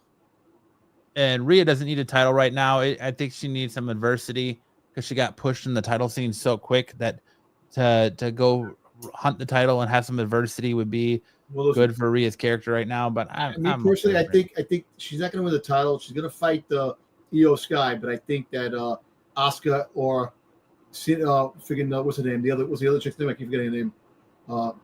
Kairi Sane. Yeah, her. They're going to interfere with Io Sky, but they're gonna help Io Sky, and then at the end they're gonna attack her. What was with the random Kairi Sane promo on Raw? Like vignette, like she's just debuting. She was on 2 weeks in a row. Had two people get hurt in her matches by no fault of her own. I know, exactly. But then they do a vignette like she's a new superstar. But I actually think that her and Asuka are gonna become. They're gonna attack Io Sky. Io Sky is gonna have to fight them. I think Rhea Ripley's going to lose. She's going to lose because I think what's going to happen is that you're going to have Roxanne Perez or freaking Rodriguez help that, and then Io Sky is going to they're going to win, and then these girls are going to be out celebrating, and then they're going to freaking attack Io Sky, and that's going to have the rivalry with them because that's basically because remember when Io mentioned to Asuka about damage control. Damage control says damage control is no more. Asuka kind of like got a little offensive on that about damage control. So I don't know. We'll see what happens with that. Asuka is no more. Looks like he's grabbing his crotch. What the fuck? It does look like it does look like that. And look, and Sami Zayn's like, yeah, grab it, baby, yeah. Yep. Sami Zayn defeated Karrion Kross. That sucks, man. Sami Zayn's like, how do you like this bell end, boy? He's like, how you like him now? How you like these balls now? Sammy wasn't going to lose in Saudi, man. I'm here to tell you, there was no way Sammy was going to lose in Saudi. Then the Karrion Kross story kept going on. Yeah, you did say that. You did say that. Yeah. Oh. I'm the only one that picked Sami Zayn to win this match. You were. Which, him always winning in Saudi aside, I still think Karrion should have taken the match. I think it plays out better. But again, like I said last week, it depends on what his contract negotiation is, right? Yep. So there you go. Not much to say on that one.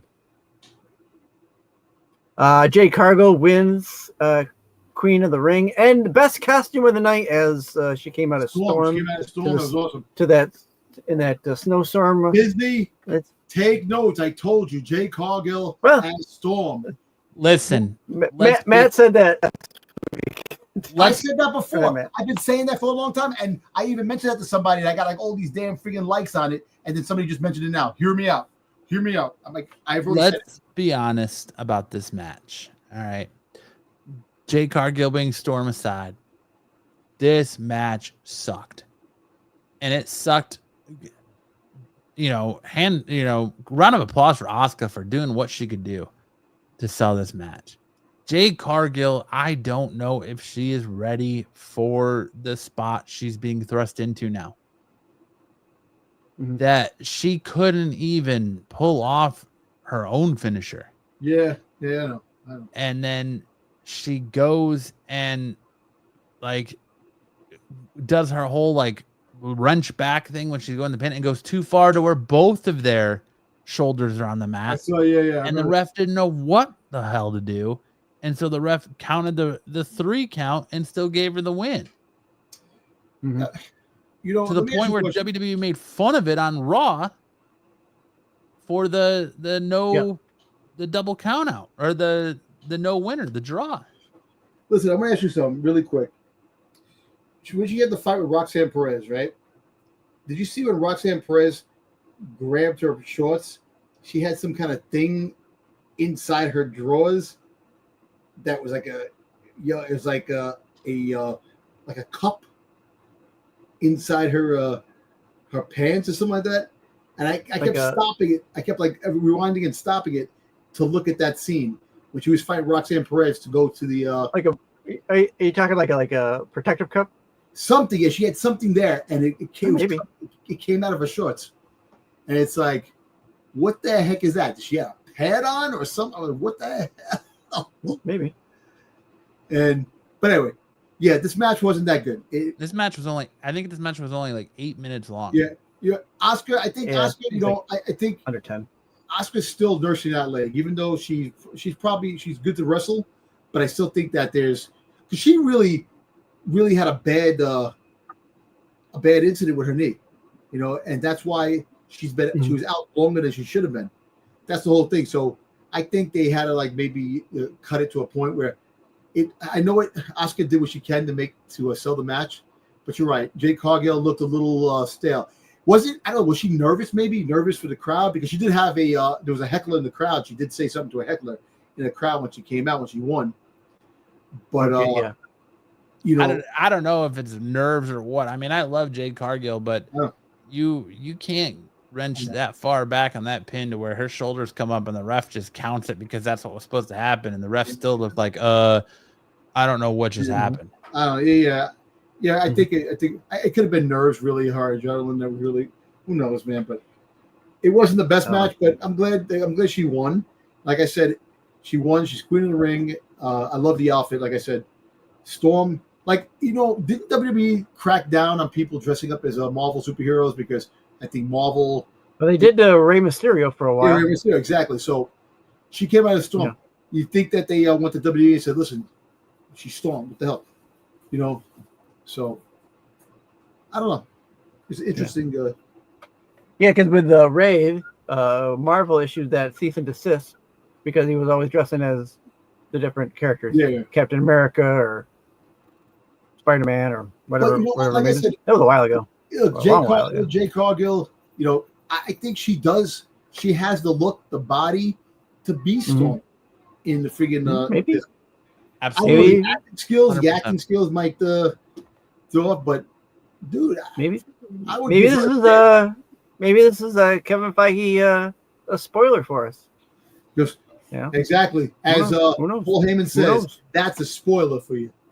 And it's not a spoiler, it's not a prediction. It's not a prediction, it's a spoiler. Yeah. All right. So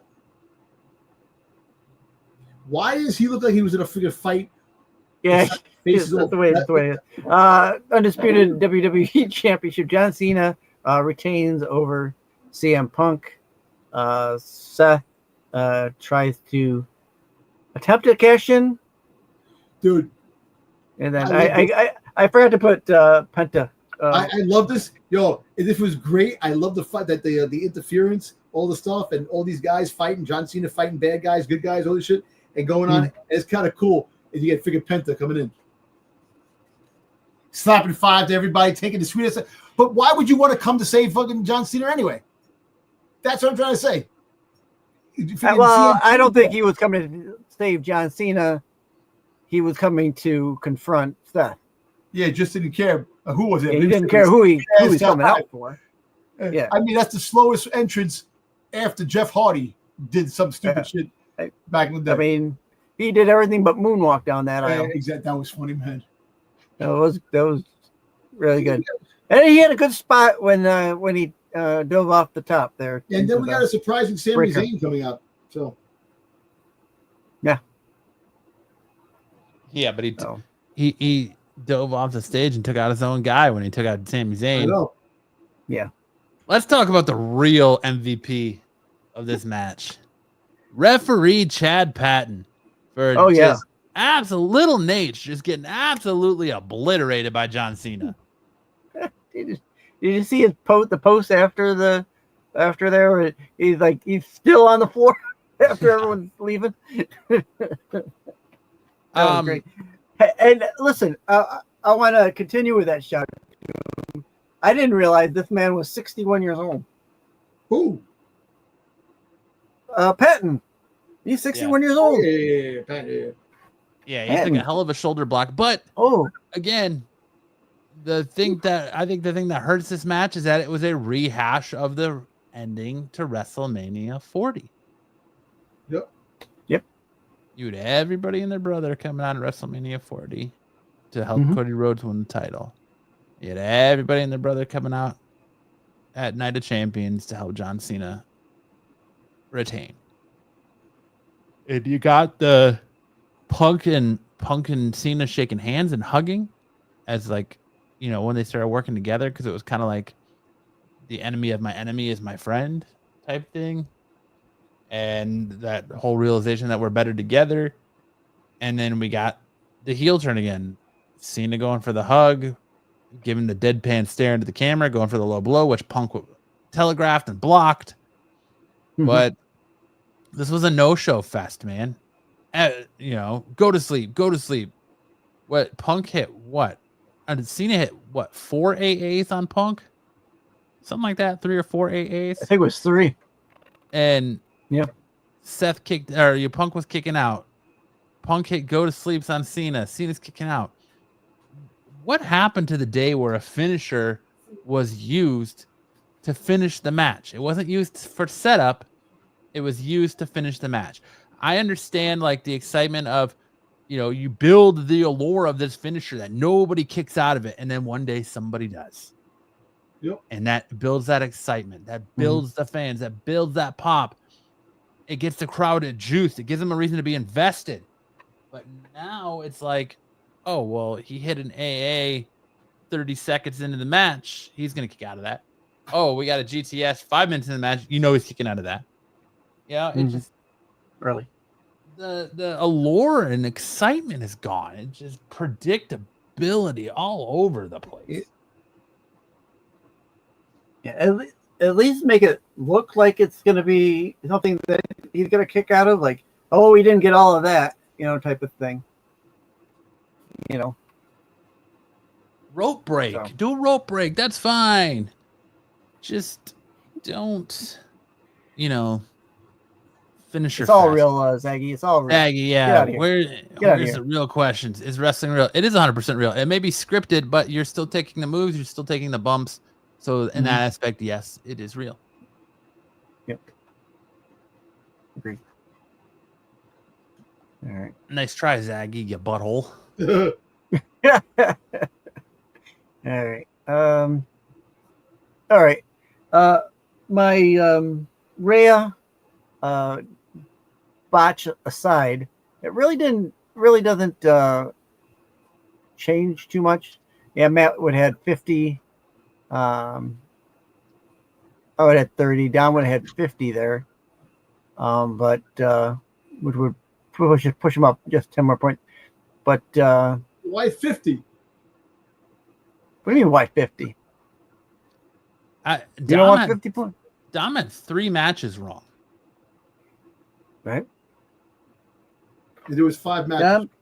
Was it 5 or 6 matches? Dom got matches. Dom said Solo. Yep. Dom had had Rhea.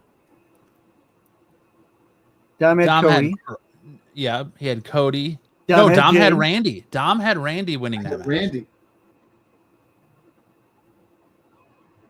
Dom had Randy winning the King of the Ring. Dom had Cross beating Zayn. I even rewatched it, and I have him saying that Cody was going to win. Nope, he said Randy. He's the only one that said Randy. The one, and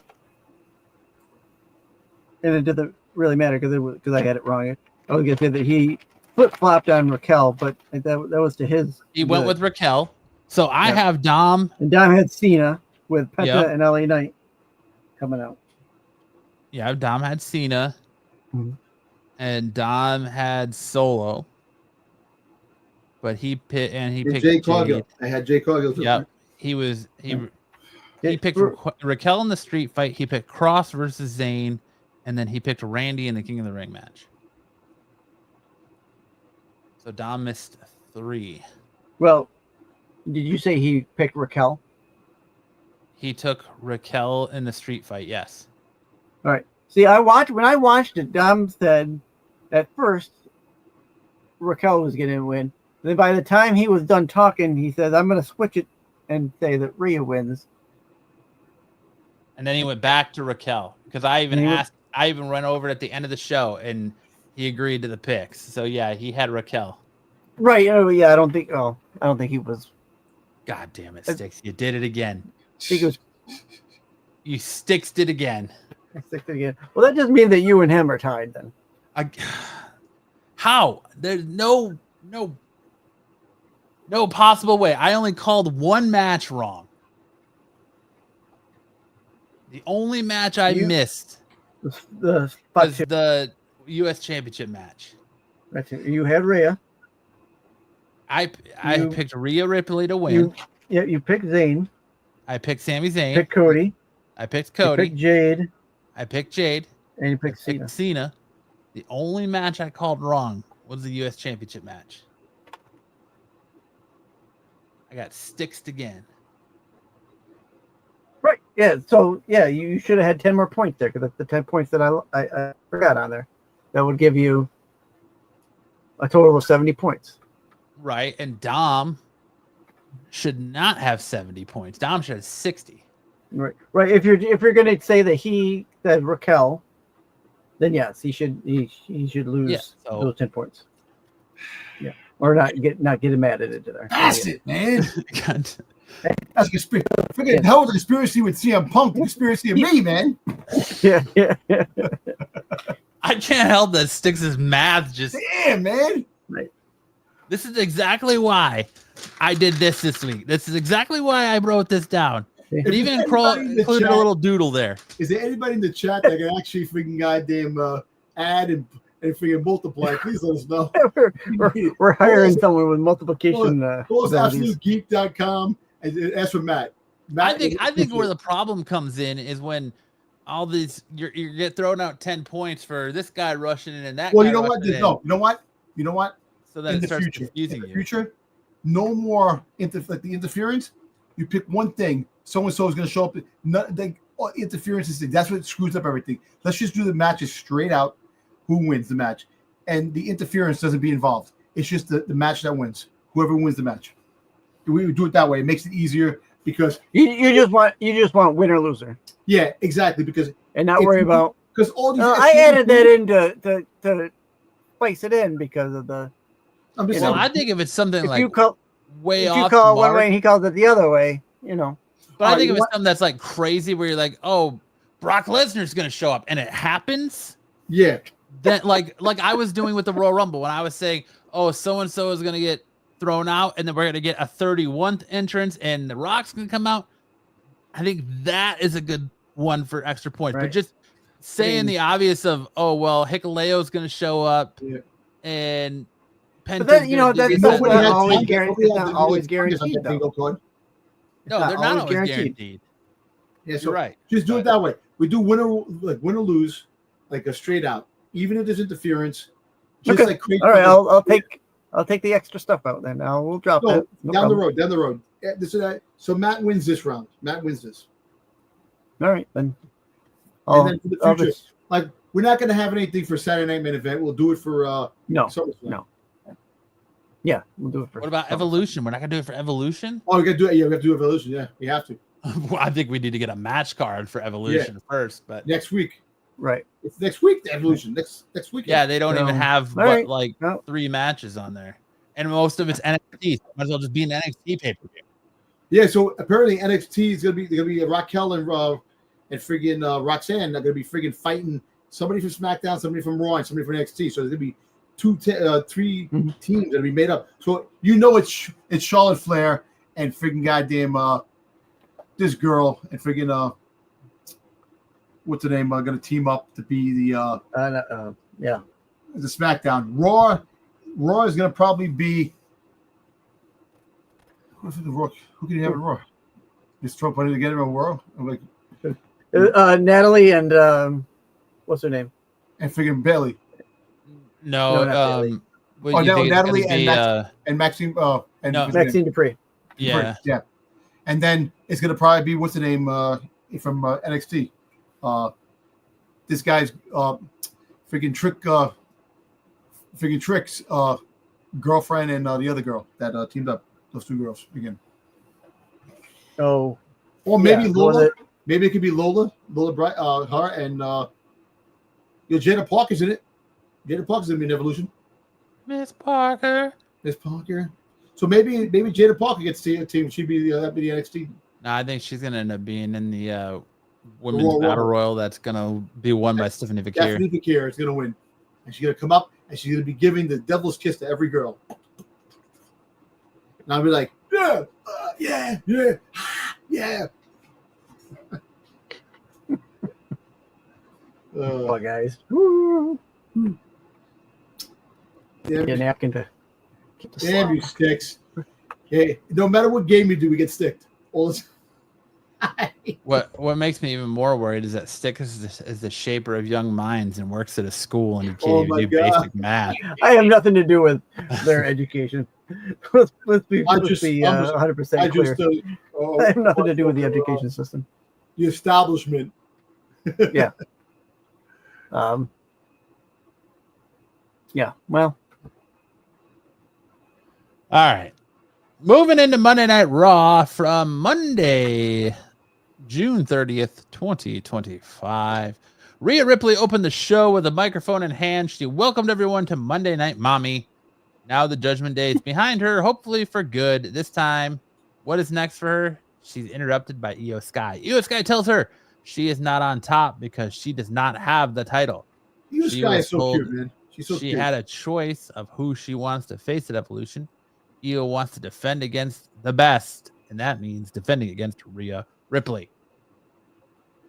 So that is interesting. So I think this is going to get a title shot back, and of course, she's going to wind up getting. There's going to be people interrupting. Raquel and Roxanne are definitely going to be interrupting that match. And at the end, Io Sky, like I said, Io Sky is going to win, and her buddy is going to wind up turning on her. So that's the forte for the future. Yeah, I think they're building Io Sky versus Asuka Oscars, yeah. at SummerSlam. Yeah. Mhm. I think that's why whoever wins the Battle Royal isn't getting their shot till Perth. Yep. well, that you're saying that Rhea's gonna lose. Yes, Yeah. Rhea's going to lose to Io at Evolution. Listen. Mommy, oh, go ahead. Dom. What I'm saying that's the she's gonna lose Evolution because of Roxanne and freaking and Raquel.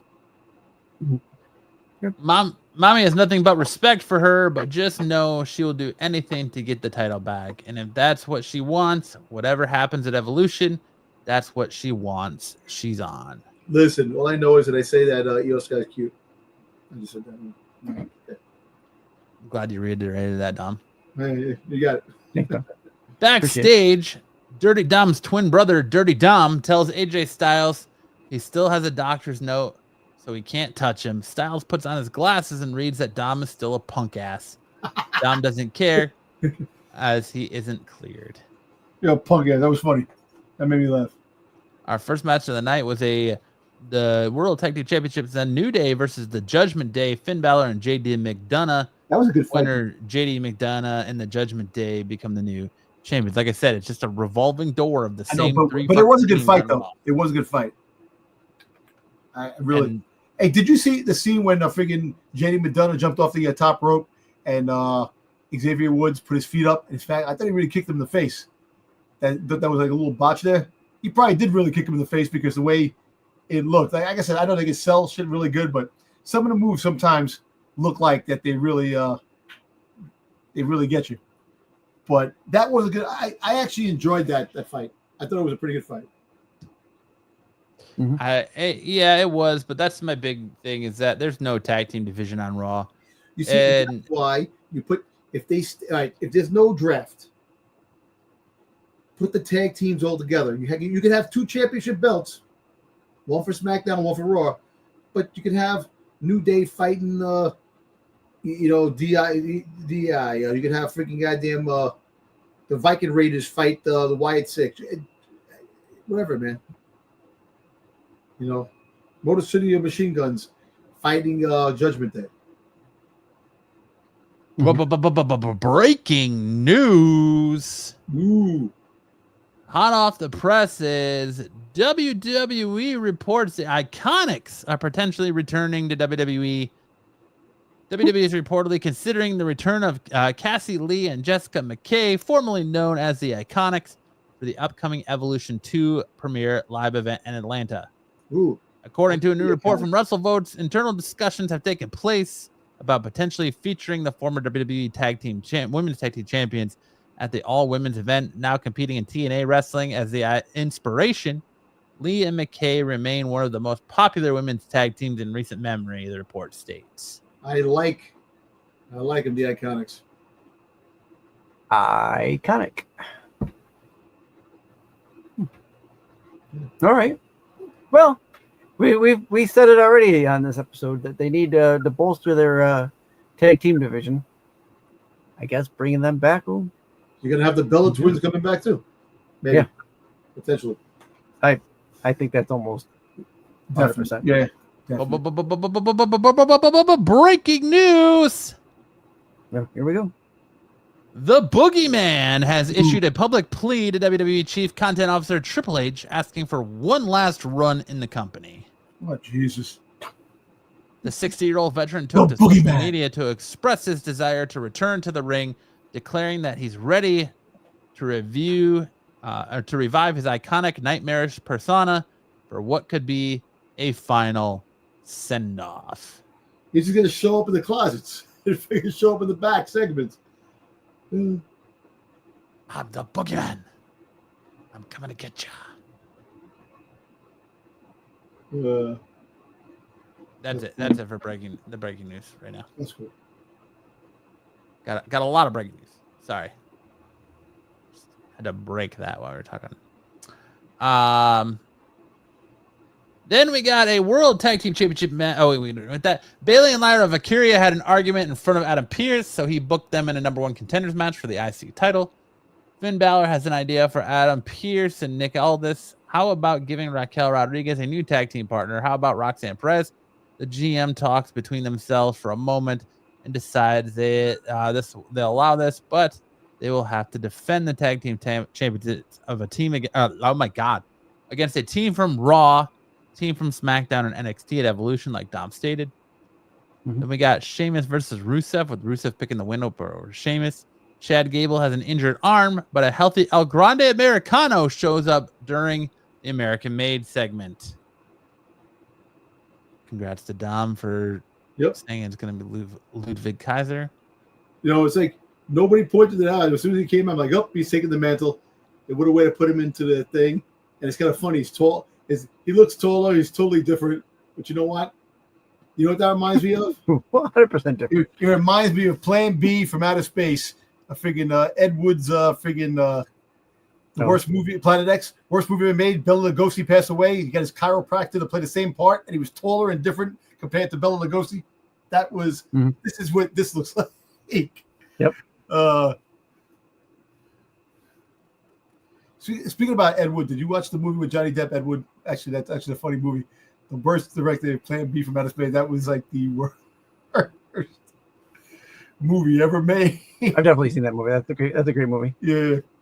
It's great at being awful. But Oh shit. Uh-oh, what happened? Breaking news.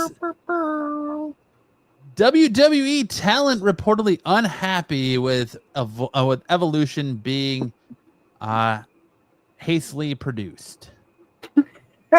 WWE Evolution will be held in Atlanta, Georgia, following Saturday Night Main Event on July 13th. However, this show will be facing off against other shows and events taking place simultaneously. Fightful Sean Ross Sapp provided the following report. He said, so a lot of the women that I speak with felt like it was set up. One was put in against All In weekend across the street from Beyonce concert during MLB All-Star weekend, when a lot of the hotels are going to be bought up in the area.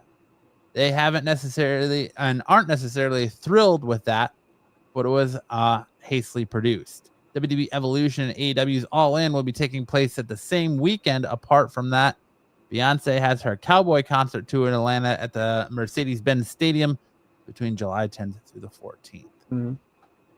Well, there are, like I said at the beginning, and Major League Baseball, the All-Star game is that Tuesday. So there's a lot going on. So Atlanta's very happy. You know? Yeah. Oh yeah, they're going to be swimming in but it. the All-Star game's in Atlanta this year too, right? I guess, right? Yeah. Yeah. Yep. Yeah. Yeah. So, damn, they got all that stuff going on. It's booked. It's going to be a crowded. Imagine living there and having all those things happen at one time. You know how crazy packed the town's going to be. The city's going to be, and it's going to be freaking crazy. You know, you've got just about every arena or whatever booked for something. Hotels. Try to get a hotel. Yep. Nope. But yeah, they got what is it? All or Nothing or whatever it's called, or AEW. Also, this weekend isn't it Slammiversary is this weekend? I don't think that's in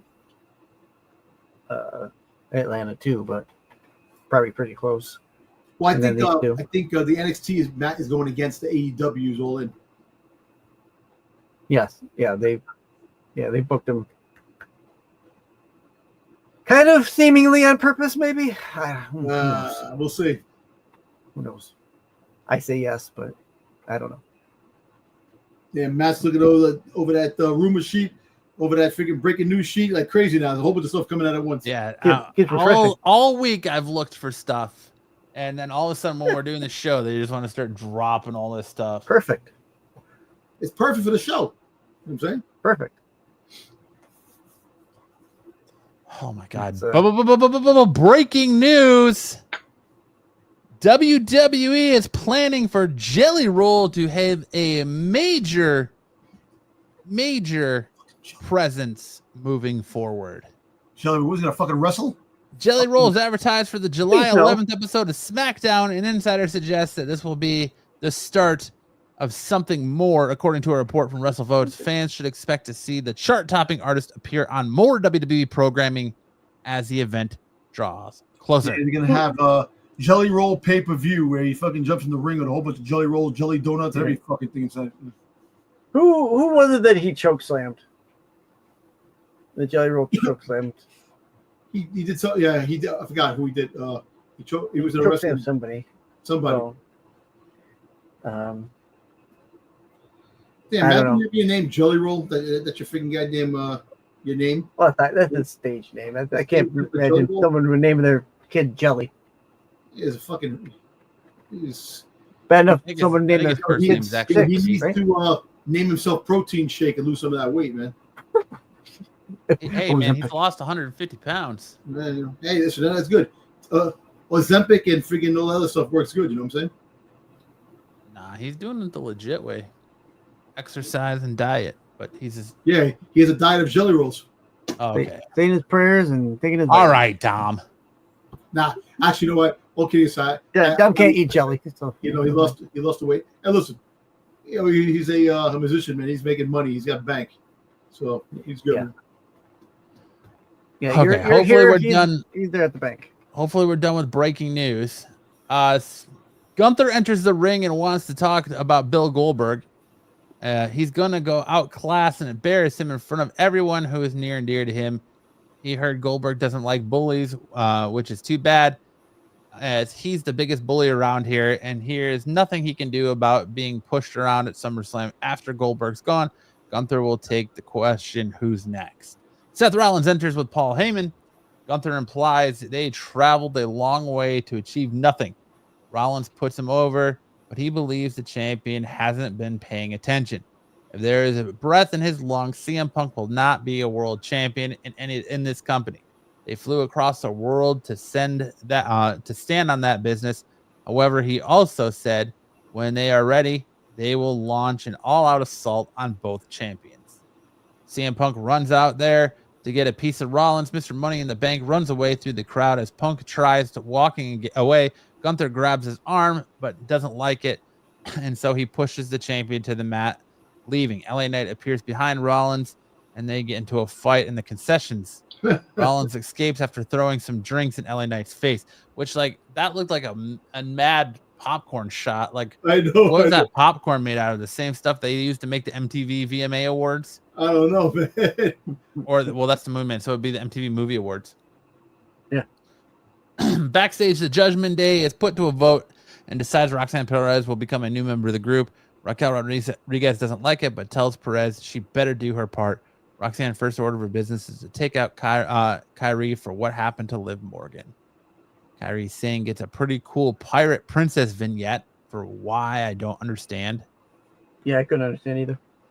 Then you get Bailey versus Lyra Valkyria that ended in a draw when they both pinned each other. Seth Rollins will face LA Knight at Saturday Night Main Event. CM Punk doesn't seem to like that, so he tells Knight to get in line. As far as Rollins is concerned, Knight has no problem with that, but he is the line now. Yo, listen. Did you see the video I sent you guys with that? They said when Seth was when I figured LA Knight was talking to CM Punk, it reminded me of a gay club because the way they were talking to each other. He goes, "Oh, I got Seth bent over here, and I'm doing." Yeah. That was funny shit. Like just the way they did it. I was like, oh Jesus, that was funny. Sami Zayn is taped up after being blindsided by Karrion Kross earlier in the night. He and Penta head to the ring. Sami Zayn and Penta versus Braun Breaker or Bronson Reed, with Paul Heyman with Breaker and Reed, the Braun Bronze, as Sam Punk calls them, picking up the victory. They set up Sammy for a tsunami until Jey Uso music hit. Jay takes them out with a steel chair and succeeds in getting them to retreat. And then who was Paul Heyman calling on the phone? You can't say he was talking to Seth Rollins. Seth Rollins had his own problems. Maybe it was Seth Rollins, but you know, If you ask Dom, it was Ricky Saints or Ethan Page. yeah, or Goldberg. I don't know. Maybe the Rock, Or, Final Boss. Nah, right, Goldberg. but that was kind of weird at the end. People caught that at the end, like the tail end, because at the end, when we're watching it, I'm like, who's he calling on the phone? Mm-hmm. You know, I don't know. It could be Seth Rollins because Seth Rollins, you know, broke out after that, and he's calling Seth Rollins that, listen, we got Jey Uso's now in the fold here. Now we got to worry about Jey Uso. But Jey Uso, Seth was on a plane. dude, you got so many people that are involved with this this story, which, yeah, it makes excitement, but what direction are they going? How is the final piece of this whole thing gonna happen? You know, Roman Reigns is gonna come back. He's gonna be, and apparently Roman Reigns has a new name, and he's not gonna call the tribal chief anymore. what they're saying. No. What is he gonna be, the big dog again? And maybe big dog, maybe gets back to the big dog again. I don't know. So we'll see. We'll see what happens. You know, it's getting interesting, but we'll see a Roman Reigns sighting Saturday Night Main Event, because we all know because LA Knight's going to win. CM Punk's coming out. CM Punk's going to come out, and Roman Reigns will come out at the end, and you're going to set up a SummerSlam. You got to have a big match. You know what? They might do the CM Punk, Roman Reigns, Seth Rollins SummerSlam. So Maybe. Hey, look, I don't think Seth Rollins is cashing in anytime soon. I think Seth Rollins is going to hold on to that belt to maybe figure November, until Survivor Series. Because, like I said, you got the Goldberg angle. Yeah, Seth Rollins will make his presence known with Goldberg, make his presence known with John Cena. You got these stories that are still playing out. Wait to the Survivor Series. That's when we'll crown a new champion. If Seth Rollins cashes in with one of the champions. Because there's too much storyline going on with everything for him to be champion right now.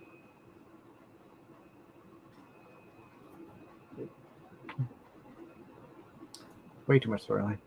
Yeah. I just don't want to see Roman Reigns champion again right now. That's where I'm at. I don't think we'll get that.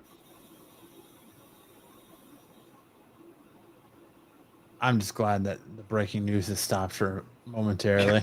Yeah. Oh man. All right, now we got up next. We got NXT for July 1st, 2025. This episode came from the Performance Center in Orlando, Florida. We had Miles Bourne defeat Lexus King. Laney Reed defeated Thea Hale. Joe Hendry defeated Wes Lee. Izzy Dame and Tatum Paxley defeated Sol Ruka and Zariah. Yokeshi and Omaru defeated Jasper Troy to earn a shot against Oba Femi for the NXT Championship at Great American Bash. Squash match.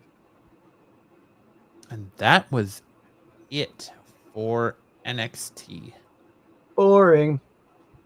There was I it. thought NXT was very boring. Yeah, Well, yeah, NXT has been struggling, man. NXT has been riding firmly on that struggle bus, front and center. Mm-hmm. You know, I don't know. What losing happened. Stephanie, losing Julia, kind of like really took a lot of steam out of the show, because I think the women were definitely thriving that show, pushing. Yeah, Jordan Grace. I'm not taking anything away from Jordan Grace or friggin' what's the name that just came in? May. Blake Monroe. Monroe, yeah. You know, it's just, I think that Julia and friggin' Stephanie had that it factor where they were there and they elevated it to a certain point. And look, like the men's division is still so and so.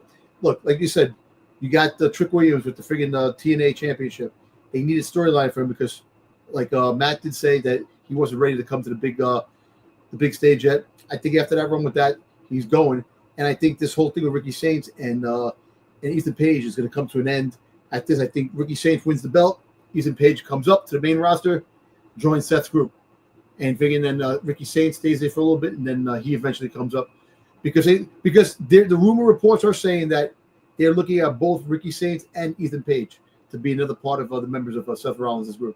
Yeah, they're the two big names that are that have been floating around. So, hey, look, you know what's funny? You throw those names around. Meanwhile, you got guys in the roster like Karrion Kross that can use a big push to put on a big like a team.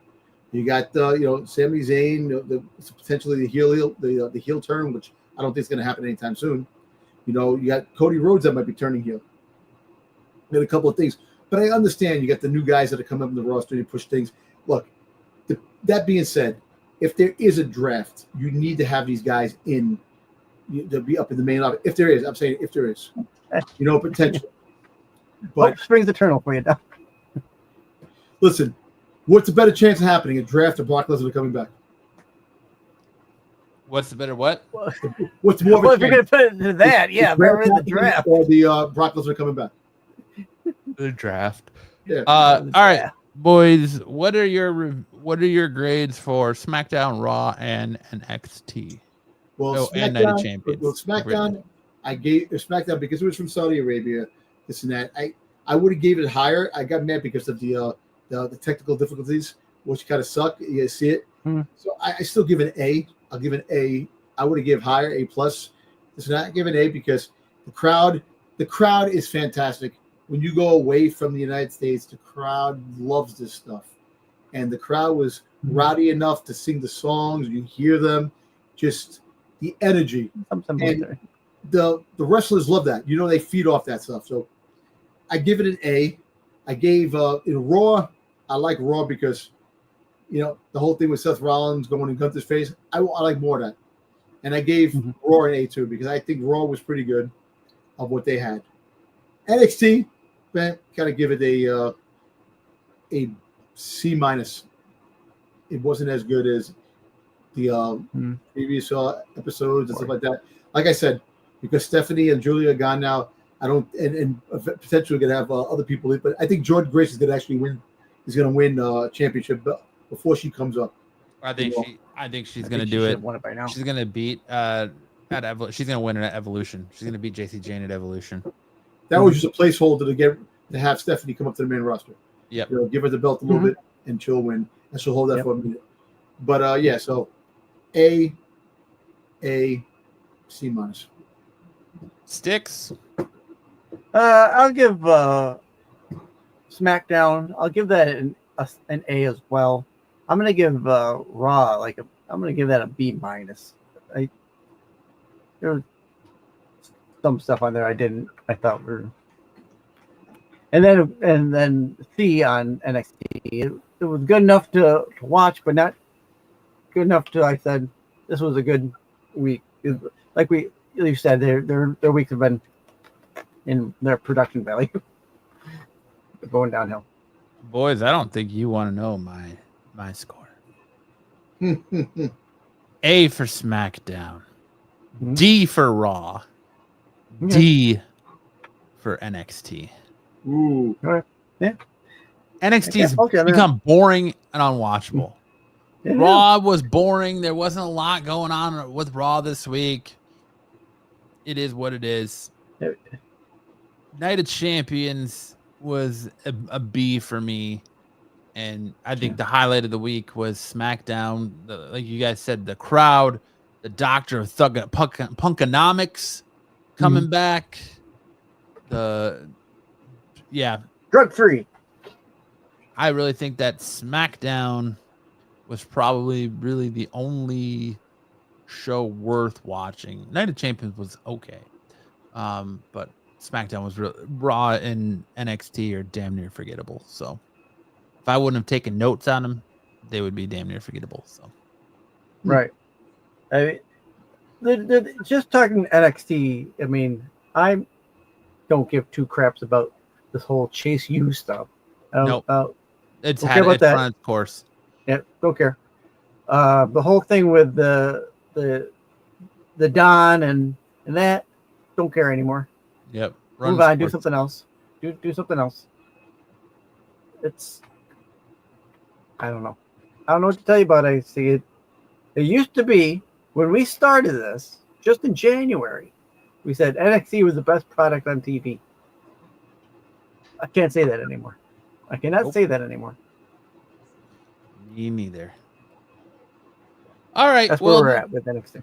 That's our show for this week. I hope you guys got all of your wrestling fill that you did as we get ready to head into another week of SmackDown and professional wrestling. If you guys are in the States, I hope you have a great 4th of July tomorrow. Are you guys doing a qualified tomorrow night or no? Nope. Nope. All right. So you can normally catch more of Styx and Dom every Friday night over on Renovision. You can find the link in the section below for their show, The Qualified. You can find Styx over on his channel Tuesday nights for his Doctor Who Rewind. You can find me here on Absolute Geek all week long, as well as over on Renovision for our Saturday night special with Styx. You can find Dom on the Star Wars show over there on Sunday night. So we're all over YouTube between this channel and Renovision. You can get your fix of all three of us at any day of the week. With that being said, Dom, you're up, buddy. Words of wisdom. Happy 4th, everyone. Have a safe holiday weekend. Enjoy the barbecues, the time at the pool with the family, the beaches. Just be safe. Be careful with the fireworks. That's all I can say. We're going to hear a lot of stories come Monday, come Sunday, Saturday, Sunday, Monday on what happened with fireworks. Just be safe out there and have fun. And please come back next week as we put another show on here on Absolute Geek off the mat. And that's it, man. Just put in perspective. Think about it. This is the last day that someone's going to have 10 fingers. You know? Hey, Rose, my hand. Way to put it in perspective. Exactly. Absolutely. Way to put it in perspective. But speaking of fireworks, if you want more fireworks to get your professional wrestling feel, make sure to hit that like and subscribe button. Click that bell so you know notifications go out whenever we go live with all that pure wrestling content. And we will see you right back here next week for more off the mat goodness. Happy 4th of July if you're in the States, and good night, everyone. In the ring, the lights go down. Roaring crowd, they scream and shout. Chants echo, shaking the ground. Warriors clash, the game is found. Welcome to the